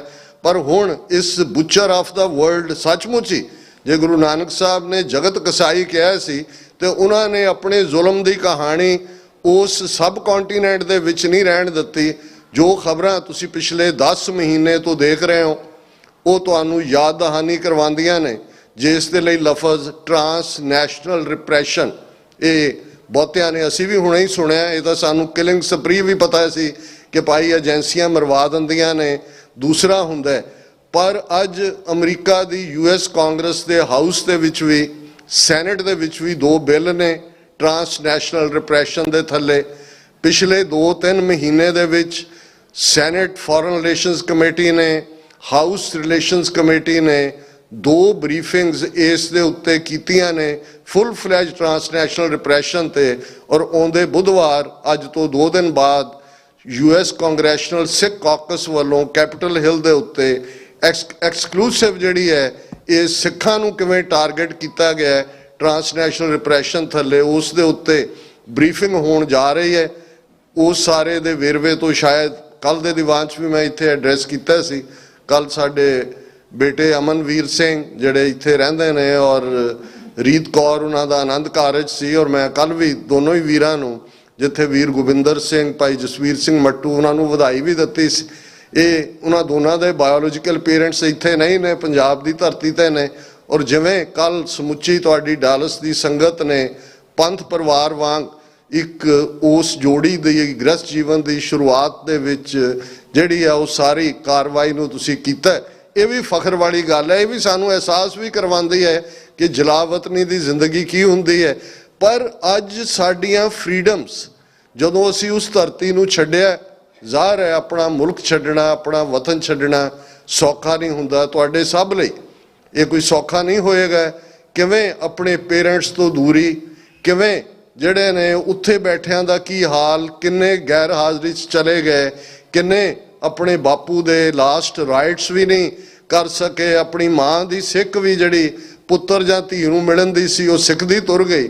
ਲੇਕਿਨ ਸਾਨੂੰ ਇਹ ਸੀ ਕਿ ਘੱਟੋ ਘੱਟ ਅਸੀਂ ਇਸ ਧਰਤੀ ਤੇ ਮਹਿਫੂਜ਼ ਹੈ। ਆਪਣੀ ਗੱਲ ਆਜ਼ਾਦੀ ਨਾਲ ਕਰ ਸਕਦੇ ਹਾਂ। ਪਰ ਉਹ ਜਿਹੜਾ ਜਗਤ ਕਸਾਈ ਹੈ, ਬੁਚੜ ਆਫ ਦਾ ਵਰਲਡ, ਉਹ ਹੁਣ ਆਊਟਰੀਚ ਕਰਕੇ ਸੱਚਮੁੱਚ ਸੰਸਾਰ ਦੇ ਹਰ ਖੁੰਝੇ 'ਚ ਪਹੁੰਚ ਗਿਆ। ਮਈ 2023 'ਚ ਭਾਈ ਪਰਮਜੀਤ ਸਿੰਘ ਪੰਜਵੜ, ਜਿਹੜੇ ਪਿਛਲੇ ਲਗਭਗ 2.5 ਦਹਾਕਿਆਂ ਤੋਂ ਇੱਕ ਪੀਸਫੁਲ ਅੰਦਾਜ਼ ਦੇ ਵਿੱਚ ਪਾਕਿਸਤਾਨ ਦੇ ਵਿੱਚ ਆਪਣੀ ਜ਼ਿੰਦਗੀ ਬਤੀਤ ਕਰ ਰਹੇ ਸਨ, ਉਹਨਾਂ ਨੂੰ ਸਵੇਰ ਵੇਲੇ ਪਾਰਕ ਦੇ ਵਿੱਚ ਐਕਸਰਸਾਈਜ਼ ਕਰਦਿਆਂ ਜਿਹੜਾ ਉਹਨਾਂ ਦੇ ਹਾਇਰਡ ਮਰਸਨਰੀ ਕਿਲਰ ਸੀ, ਉਹਨਾਂ ਨੇ ਸ਼ਹੀਦ ਕੀਤਾ। ਫਿਰ ਅਸੀਂ 15 ਜੂਨ ਨੂੰ ਦੇਖਦੇ ਹਾਂ ਅਵਤਾਰ ਸਿੰਘ ਖੰਡਾ ਬਰਮਿੰਘਮ UK ਦੇ ਵਿੱਚ, ਜਿਨ੍ਹਾਂ ਦੇ ਪਿਤਾ ਭਾਈ ਕੁਲਵੰਤ ਸਿੰਘ ਖੁਖਰਾਣਾ, ਉਹਨਾਂ ਨੂੰ ਸ਼ਹੀਦ ਕੀਤਾ ਗਿਆ ਸੀ। ਇਹਨਾਂ ਦੀ ਮਾਤਾ ਟੀਚਰ ਨੇ, ਕਿਵੇਂ ਮਾਂ ਨੇ ਪਾਲਿਆ, ਔਰ ਜਿਵੇਂ ਹੁੰਦਾ ਕਿ ਭਾਈ ਮੇਰਾ ਸਿਰ ਦਾ ਸਾਈਂ ਤਾਂ ਗਿਆ, ਚਲੋ ਇਹ ਇੱਕ ਚੰਗੀ ਜ਼ਿੰਦਗੀ ਸ਼ੁਰੂ ਕਰੇ। ਇੰਗਲੈਂਡ ਆਏ, ਲੇਕਿਨ ਉਹ ਜਿਹੜਾ ਨਾਲ ਇਸ਼ਕ ਤੇ ਜਨੂਨ ਜੁੜਿਆ ਹੁੰਦਾ, ਜਿਸ ਰਸਤੇ ਪਿਤਾ ਤੁਰਿਆ, ਪੁੱਤਰ ਜਾਂ ਧੀ ਕਿਉਂ ਨਾ ਤੁਰੇ। ਉਹਨੇ ਪੋਲੀਟੀਕਲ ਐਕਟਿਵਿਜ਼ਮ ਕੀਤਾ, ਲੇਕਿਨ ਕਿਵੇਂ ਕੈਮੀਕਲ ਵੈਪਨ ਦੇ ਸਹਾਰੇ 15 ਜੂਨ ਨੂੰ ਸਡਨਲੀ ਉਹਨਾਂ ਨੂੰ ਦੀ ਡੈਥ ਹੋ ਜਾਂਦੀ ਹੈ। ਕਿਹਾ ਜਾਂਦਾ ਜੀ ਲਿਊਕੀਮੀਆ, ਬਲੱਡ ਕੈਂਸਰ, ਇਹ ਉਹ। ਹੁਣ ਸਾਹਮਣੇ ਆ ਇਨਵੈਸਟੀਗੇਸ਼ਨ ਦੀ ਮੰਗ ਹੋ ਰਹੀ ਹੈ ਕਿ ਕੀ ਹੋ ਰਿਹਾ। ਪਰ ਜਿਹੜਾ ਓਪਨ ਬ੍ਰੇਜ਼ਨ ਸਾਡੀ ਨਾਰਥ ਅਮਰੀਕਾ ਦੀ ਧਰਤੀ ਤੇ 18 ਜੂਨ 2023 ਨੂੰ ਭਾਈ ਹਰਦੀਪ ਸਿੰਘ ਨਿੱਜਰ, ਇੱਕ ਫਕੀਰ ਦਰਵੇਸ਼ ਇਨਸਾਨ, ਪਿਛਲੇ ਐਤਵਾਰ ਮੈਂ ਸਰੀ ਸੀ, ਔਰ ਕਿਉਂਕਿ ਜਦੋਂ ਉਹਨਾਂ ਦੀ ਸ਼ਹਾਦਤ ਹੋਈ ਮੈਂ ਉਹਨਾਂ ਦੀ ਅੰਤਮ ਅਰਦਾਸ ਸ਼ਾਮਲ ਨਹੀਂ ਸੀ ਹੋ ਸਕਿਆ। FBI ਨੇ ਮੈਨੂੰ ਵੀ ਰੋਕ ਦਿੱਤਾ ਕਿਉਂਕਿ ਇਹ ਸਾਰੀ ਇਹਨਾਂ ਦੀ ਇੱਕ ਗਰੁੱਪ ਕਿਲਿੰਗ ਦੀ ਲਾਈਨ ਸੀ। ਲੇਕਿਨ ਮੈਂ ਜਾਣਾ ਚਾਹੁੰਦਾ ਸੀ, ਉਹਨਾਂ ਦੇ ਪਰਿਵਾਰ ਨਾਲ ਮਿਲੇ, ਸੰਗਤ ਨੂੰ ਐਡਰੈਸ ਵੀ ਕੀਤਾ। ਔਰ ਮੈਂ ਦੇਖ ਸਕਦਾ ਹਾਂ ਕਿ ਉੱਥੋਂ ਦੇ ਹਿੰਦੂ ਵਿਦਿਆਰਥੀ ਹੋਣ, ਮੁਸਲਮਾਨ ਹੋਣ, ਪਾਕਿਸਤਾਨੀ ਹੋਣ, ਕੋਵਿਡ ਦੇ ਚਲਦੇ ਆ, ਕਿਉਂਕਿ ਉਹ ਮੁੱਖ ਸੇਵਾਦਾਰ ਸਨ। ਵੱਡੇ ਗੁਰੂ ਨਾਨਕ ਸਾਹਿਬ ਦੇ ਨਾਂ ਦੇ ਉੱਤੇ ਗੁਰਦੁਆਰਾ ਸਾਹਿਬ ਹੈ, ਵੈਨ ਤਿਆਰ, ਹਰ ਇੱਕ ਦੇ ਘਰੋਂ ਘਰੀ ਪ੍ਰਸ਼ਾਦੇ ਪਹੁੰਚਾਣੇ। ਔਰ ਜਿਸ ਕਿਸਮ ਦਾ ਉਹਨਾਂ ਨੂੰ ਜਾਂ ਤੁਸੀਂ ਲੰਗਰ ਦੇ ਵਿੱਚ ਜਾਂ ਜੋੜਿਆਂ 'ਚ ਸੇਵਾ ਕਰਦੇ ਦੇਖਦੇ ਸੀ, ਇਸ ਕਿਸਮ ਦਾ ਫਕੀਰ ਆਦਮੀ। ਲੇਕਿਨ ਖਾਲਿਸਤਾਨ ਰੈਫਰੈਂਡਮ ਜਿਸ ਦਾ ਜ਼ਿਕਰ ਹੋਇਆ ਕਿ ਕਿਵੇਂ ਜਿਹੜਾ ਇੱਕ ਨਵਾਂ ਜਿਹੜਾ ਇਹ ਗੇਮ ਚੇਂਜਰ ਦੇ ਤੌਰ ਦੇ ਉੱਤੇ ਤਬਦੀਲੀ, ਕੰਟੀਨਿਊਟੀ ਹੈ ਸਾਡੀ ਉਸ ਸਟਰਗਲ ਦੀ, ਲੇਕਿਨ ਕਿਵੇਂ ਉਹਨਾਂ ਦਾ ਕੋਲਡ ਬਲੱਡਡ ਮਰਡਰ 18 ਜੂਨ ਨੂੰ ਗੁਰਦੁਆਰਾ ਸਾਹਿਬ ਦੇ ਪਾਰਕਿੰਗ, ਜਦੋਂ ਕਿ ਉਹ ਬਾਹਰ ਨਿਕਲ ਰਿਹਾ, ਗੁਰਦੁਆਰਾ ਸਾਹਿਬ ਦਾ ਪਾਰਕਿੰਗ ਕੰਪਲੈਕਸ ਹੈ ਔਰ ਲਾਸਟ ਜਿੱਥੇ ਮੁੱਕਦਾ ਹੈ ਪਾਰਕਿੰਗ ਔਰ ਰੋਡ ਦੇ ਕੰਢੇ, ਕਿਵੇਂ ਉਹਨਾਂ ਨੂੰ ਜਿਹੜਾ ਹੈ ਉਹ ਕੋਲਡ ਬਲੱਡਡ ਮਰਡਰ ਕੀਤਾ। ਔਰ ਇਸ ਦਾ ਇੰਕਸ਼ਾਫ ਜਸਟਿਨ ਟਰੂਡੋ ਕੈਨੇਡਾ ਦੇ ਪ੍ਰਾਈਮ ਮਿਨਿਸਟਰ 18 ਸਤੰਬਰ ਨੂੰ ਕੈਨੇਡਾ ਦੀ ਪਾਰਲੀਮੈਂਟ 'ਚ ਖਲੋ ਕੇ ਕਰਦੇ ਨੇ ਕਿ ਕਿਵੇਂ ਇੰਡੀਅਨ ਏਜੰਸੀਆਂ ਦਾ ਇਹ ਕੰਮ ਹੈ। ਰਾਹ ਦਾ ਜਿਹੜਾ ਕੈਨੇਡਾ ਚੀਫ ਸੀ ਉਹਨੂੰ ਕਿਕ ਆਊਟ ਕਰ ਦਿੱਤਾ ਜਾਂਦਾ ਹੈ। ਅਮਰੀਕਾ ਦੇ ਵਿੱਚ ਵੀ ਉਹਨਾਂ ਦੇ ਚੀਫ ਨੂੰ ਕਿਕ ਆਊਟ ਕੀਤਾ ਹੋਇਆ ਹੈ, 5 ਵਾਈਜ਼ ਕੰਟਰੀਜ਼ 'ਚ ਵੀ।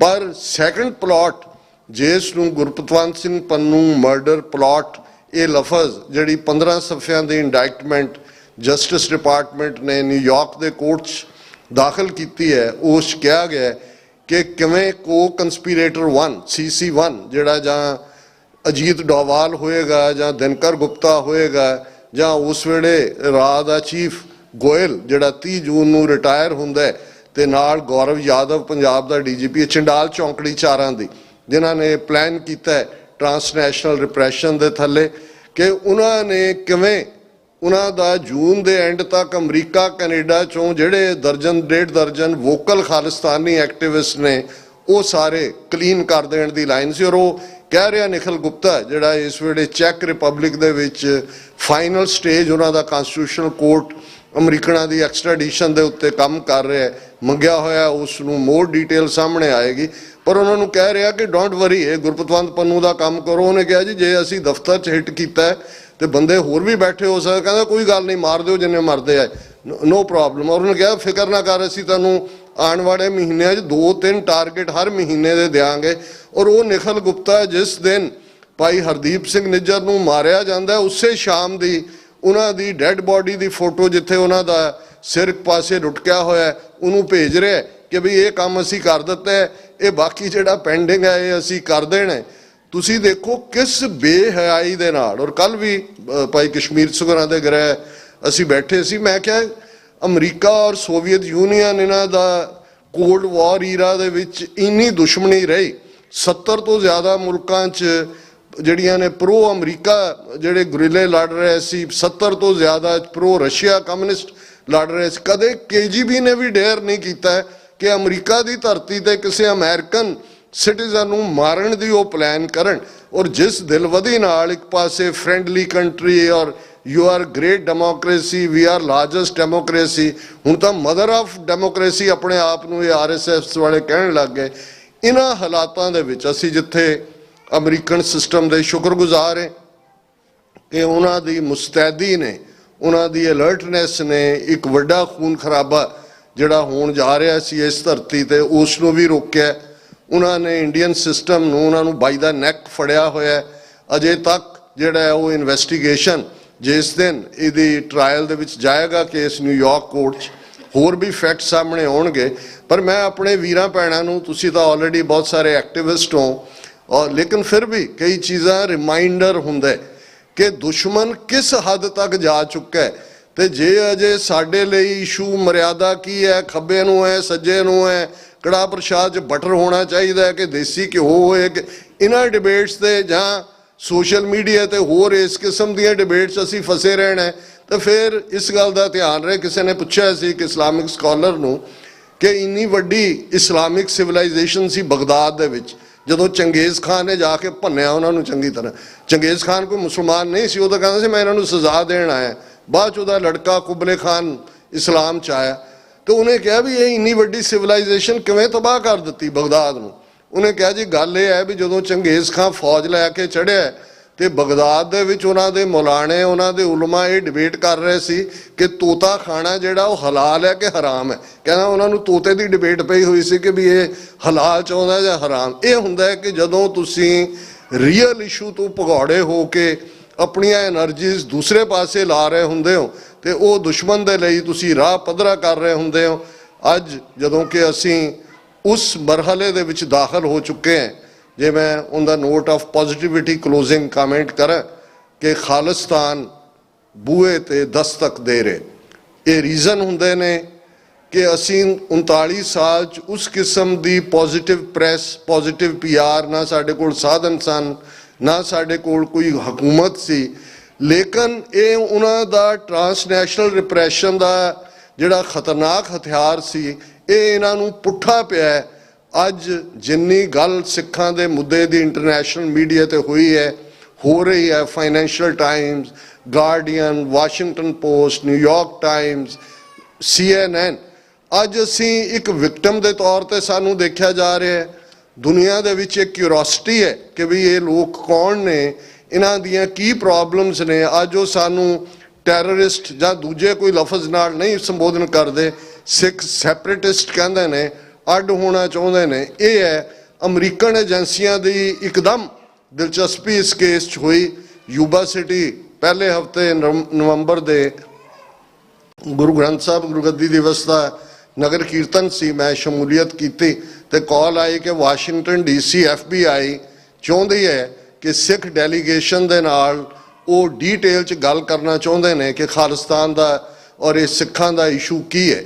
ਔਰ ਅਸੀਂ ਜਦੋਂ ਗਏ ਲਗਭਗ ਉਹ ਕਿਉਂਕਿ ਆਫ ਕੈਮਰਾ ਮੀਟਿੰਗ ਸੀ, ਉਹਦੇ ਮਿੰਟਸ ਕੋਈ ਪਬਲਿਕ ਨਹੀਂ ਹੋਏ, ਲੇਕਿਨ ਉਹਨਾਂ ਦੀਆਂ 7 ਪ੍ਰੋਮੀਨੈਂਟ ਏਜੰਸੀਜ਼ ਜਿਨ੍ਹਾਂ ਦੇ ਵਿੱਚ FBI ਵੀ, ਟਰਾਂਸਨੈਸ਼ਨਲ ਰਿਪਰੈਸ਼ਨ ਵੀ, ਹੇਟ ਕ੍ਰਾਈਮ ਵੀ, ਸਟੇਟ ਡਿਪਾਰਟਮੈਂਟ ਵੀ, ਉਹਨਾਂ ਦੇ ਪੂਰਾ ਕਮਰਾ ਭਰਿਆ ਹੋਇਆ ਸੀ। ਔਰ ਉਹਦੇ 'ਚ ਉਹਨਾਂ ਨੇ, ਔਰ ਉਹਦੇ 'ਚ doctor Harpreet Singh Harvard university 'ਚ ਰਿਲੀਜਨ ਦੇ ਉਹ ਪ੍ਰੋਫੈਸਰ ਨੇ, ਉਹਨਾਂ ਨੇ 10 ਮਿੰਟ ਦੀ ਪ੍ਰੈਜੈਂਟੇਸ਼ਨ ਦਿੱਤੀ ਕਿ ਸਿੱਖ ਅੰਪਾਇਰ ਜਾਣ ਤੋਂ ਲੈ ਕੇ 1849 ਤੋਂ ਹੁਣ ਤੱਕ ਸਾਡੇ ਨਾਲ ਕੀ ਹੋਇਆ ਔਰ ਕਿਵੇਂ ਖਾਲਿਸਤਾਨ ਰੈਫਰੈਂਡਮ ਜਿਹੜਾ ਸਾਡਾ ਇੱਕ ਪੀਸਫੁਲ ਤਰੀਕੇ ਨਾਲ ਆਪਣੀ ਗੱਲ ਕਹਿਣ ਦਾ, ਉਹਨੂੰ ਰੋਕਣ ਦੇ ਲਈ ਕੀ ਹੋ ਰਿਹਾ। ਅਸੀਂ ਵੀ ਸਾਰਿਆਂ ਨੇ ਆਪੋ ਆਪਣੇ ਵਿਚਾਰ ਦਿੱਤੇ ਔਰ ਇਹ ਪਹਿਲੀ ਵਾਰ ਹੈ ਕਿ ਇਸ ਲੈਵਲ ਦੀ, ਔਰ ਇਹ ਬਰਾਬਰ ਫੋਲੋ ਅਪ ਮੀਟਿੰਗਸ ਵੀ ਨੇ। ਹੁਣ ਵੀ ਪਿਛਲੇ ਦਿਨਾਂ 'ਚ ਇੱਕ ਜ਼ੂਮ ਮੀਟਿੰਗ ਜਿਹਦੇ 'ਚ ਉਹਨਾਂ ਦੇ ਹਾਇਰ ਅਪ ਸੀ। ਸੋ ਇਸ ਵੇਲੇ ਇੱਕ ਪੋਜ਼ਿਟਿਵਿਟੀ ਹੈ। ਔਰ ਜੇ ਸਿੱਖ ਕੌਮ ਦੇ ਵਿੱਚ ਦੇਖੋ, ਦੁਸ਼ਮਣ ਡਰ ਦਾ ਹਥਿਆਰ ਇਸ ਲਈ ਚੁੱਕਦਾ ਹੈ, ਇਹ ਤਾਂ ਵੈਸੇ ਚਾਣਕਿਆ ਦੇ ਪੁੱਤਰ ਨੇ ਤੇ ਸਾਮ ਦਾਮ ਦੰਡ ਭੇਦ, ਇਹ ਚਾਣਕਿਆ ਦੇ 4 ਹਥਿਆਰ ਨੇ। ਸਾਮ ਹੈ ਸ਼ਰਨ 'ਚ ਚਲੇ ਜਾਣਾ, ਲੋੜ ਵੇਲੇ ਗਧੇ ਨੂੰ ਪਿਓ ਕਹਿਣਾ। ਗੁਰਬਾਣੀ 'ਚ ਵੀ ਅਸੀਂ ਪੜ੍ਹਦੇ ਹਾਂ, ਥੱਕ ਆਏ ਪ੍ਰਭ ਕੀ ਸਾਮ, ਜੋ ਸਿੱਖਾਂ ਨਾਲ ਇਹਨਾਂ ਨੇ ਕੀਤਾ। ਦੂਸਰਾ ਦਾਮ ਹੈ पैसा सुट्टो खरीद लो। आ जिन्ने साडे बादल और ये सारा अमरिंदर ये सारा लाना, इन्हां नूं देखोगे किसी नूं ईडी की फाइल दिखा के डराया होया है, किसी दे जड़ी है वो उन्होंने इन्नी दौलत बनाई हुई है कि वो बोल ही नहीं सकते है। ये सारा भी इन्हां दा हिस्सा है। तो जदों असीं दंड कहंदे हैं, पनिशमेंट, वो सानूं हुण इस तो बेहतर कोई नहीं जानता है कि वो साडियां बरूहां ते आके दरवाज़ा खड़का के कह रहे हैं कि तुहानूं असीं इत्थे भी गल नहीं करन देनी। लेकिन जे इस सब के बावजूद जिहड़ा सिख दा रिस्पॉन्स है वो मार्वलस है। जो असीं 18वीं सदी च सी कि मन्नू साडी दातरी, असीं मन्नू दे सोए, ज्यों ज्यों मन्नू वढदा असीं दूण सवाए हुए। जे रेफरेंडम दियां वोटां लंडन तो शुरू हुंदियां ने, 2 साल बीत गए। पिछले हफ्ते सैन फ्रांसिस्को सी, पिछले तो पिछले संडे, और जिवें और लोकल सैक्रामेंटो दे जड़ियां पब्लिकेशंस ने, सैक्रामेंटो बी और सैक्रामेंटो स्टैंडर्ड, ओवर 100,000 सिक्स, ये उन्हां दी फिगर है। और जिहड़े जिन्हां ने वो देखिया कि 5.5 तो 6 घंटे दी वेटिंग लाइन कि उन्हां ने खालिस्तान लई वोट करना। हुण इन्हें बहुत सारे नैरेटिव भन्ने। एक तो यह है कि जी आ बाहर कुछ ने, इन्होंने अपन दुकानां खोलियां हुई हैं, रोटी रोजी लई मंगते फिरदे ने, सिख तां नहीं चाहुंदे कोई भी। जे नगर कीर्तना ते फ्लोट लगते ने, झंडे लगते ने, नारे लगते ने, जी संगत तां गुरु का दिन मनाउण आउंदी है, खालिस्तानी आके कब्जा कर लैंदे ने ते जिंदाबाद करवाई जांदे ने जबरदस्ती। हुण जे उत्थे 1 लाख बंदा आउंदा है, वो तां खालिस्तान लई वोटां पाउण आया, जिन्हां 5 साल के बच्चे तो लैके भावें वोट का हक 18 है। तुसी देखो सारे परिवार 90-90 साल के बजुर्ग माता पिता और मातावां के असी खालिस्तान लई वोट करने। ये है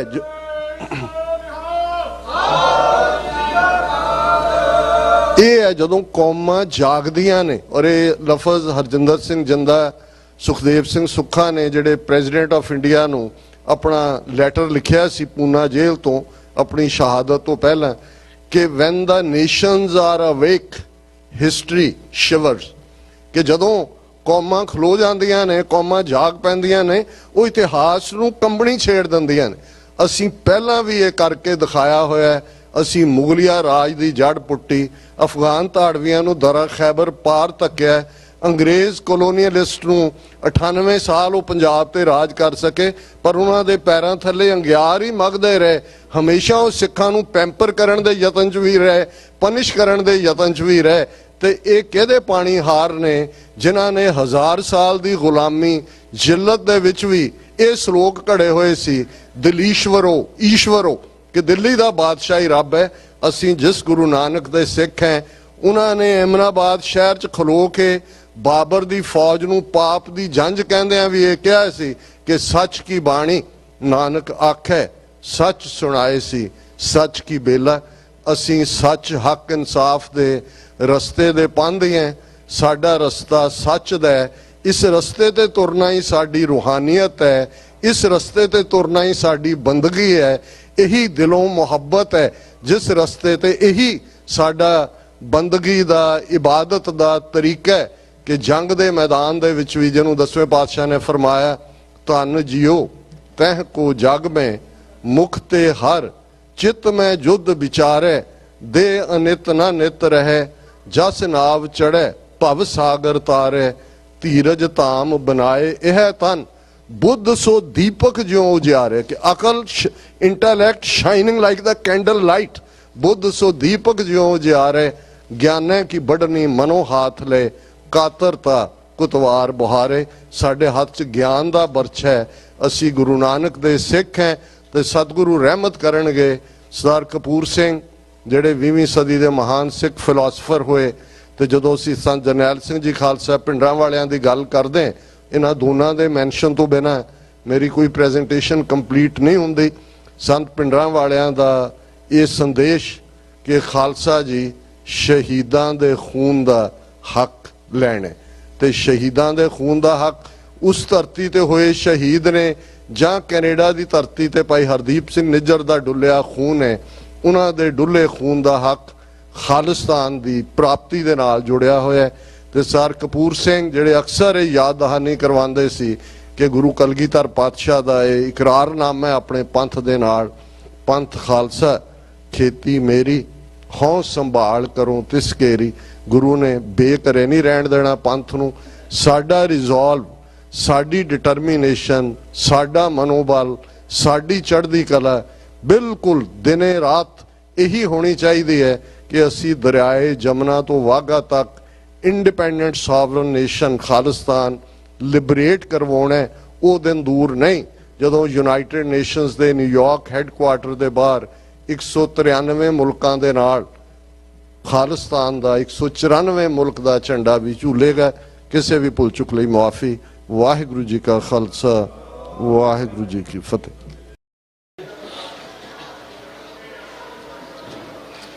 बहुत बहुत धन्यवाद डॉक्टर साहब का।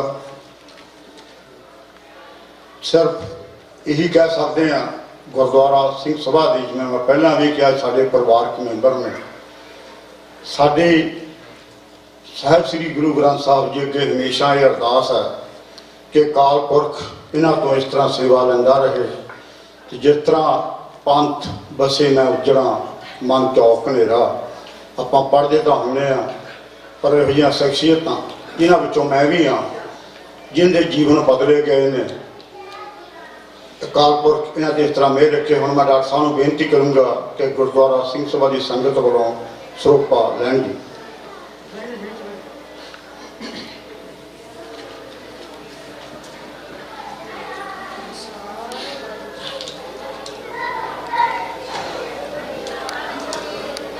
बोले सो निहाल।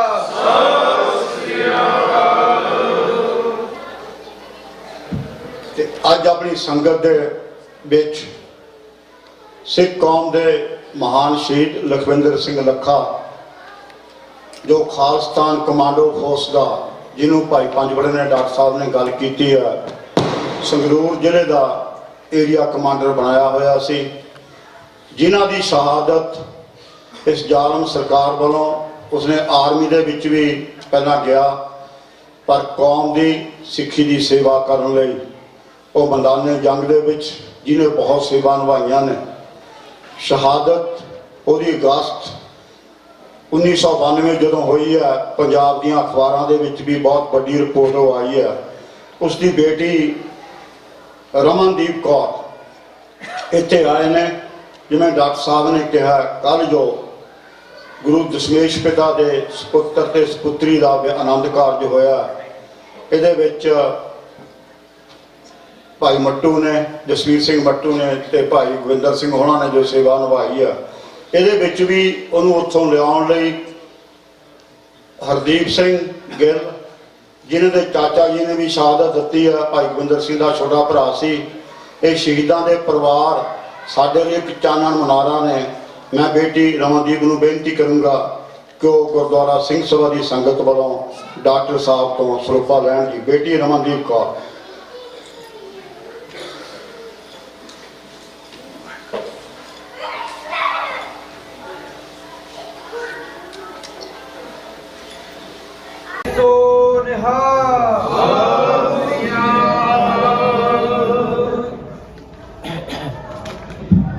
पंथ इन्हां दे सुभावां रहिंदी दुनिया तक याद रखूगा। असीं अरदास करते हैं बेटी हमेशा चढ़दी कला विच रहे। ते अज अपने विच भाई कश्मीर सिंह, भैन जी संदीप कौर की पोतरी ते भाई साहब इत्थे बैठे ने, नाना नानी जी भी मेरे नाम तो विसर गए ने, मैं माफी चाहना। ते तीरथपाल सिंह ते जसमीन कौर की सपुत्री सीस कौर की अकाल पुरख ने बख्शिश की है। असी गुरुद्वारा सिंह सभा की संगत वालों अरदास करते हैं अकाल पुरख बच्ची ते परिवार नूं हमेशा चढ़दी कला बख्शे।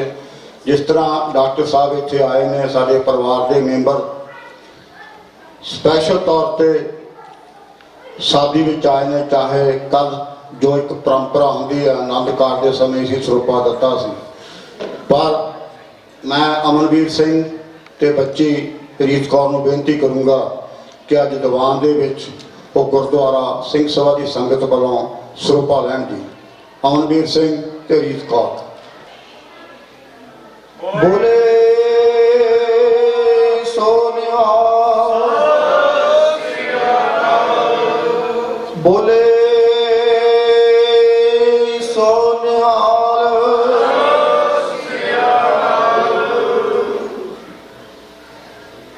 ਅਸੀਂ ਅਕਾਲ ਪੁਰਖ ਅੱਗੇ ਫਿਰ ਅਰਦਾਸ ਕਰਦੇ ਹਾਂ। ਅਮਨਵੀਰ ਸਿੰਘ ਜੋ ਆਪਣੀ ਸੰਗਤ ਦਾ ਮੈਂਬਰ ਰਿਹਾ ਕੁਝ ਸਮਾਂ ਪਹਿਲਾਂ ਹੀ ਮਿਸੀਸਪੀ ਗਿਆ, ਕਿਤੇ ਵੀ ਕੋਈ ਪੰਥ ਦਾ ਕਾਰਜ ਹੋਵੇ, ਕਿਤੇ ਵੀ ਕਿਸੇ ਵੀ ਪੰਥ ਦੀ ਕੋਈ ਦਿੱਕਤ ਹੋਵੇ, ਕੋਈ ਸੰਤ ਜਰਨੈਲ ਸਿੰਘ ਹੋਣਾ ਦੀ ਪਿਕਚਰ ਦੀ ਬੇਅਦਬੀ ਕਰੇ, ਇਹਨੂੰ ਕਿਤੇ ਵੀ ਜਾਣਾ ਪਵੇ, ਗੁਰੂ ਮਹਾਰਾਜ ਦੀ ਬਖਸ਼ਿਸ਼ ਹੈ ਇਹਦੇ ਤੇ, ਸਾਰੇ ਕੰਮਕਾਰ ਛੱਡ ਕੇ ਉੱਥੇ ਪਹੁੰਚ ਜਾਂਦਾ।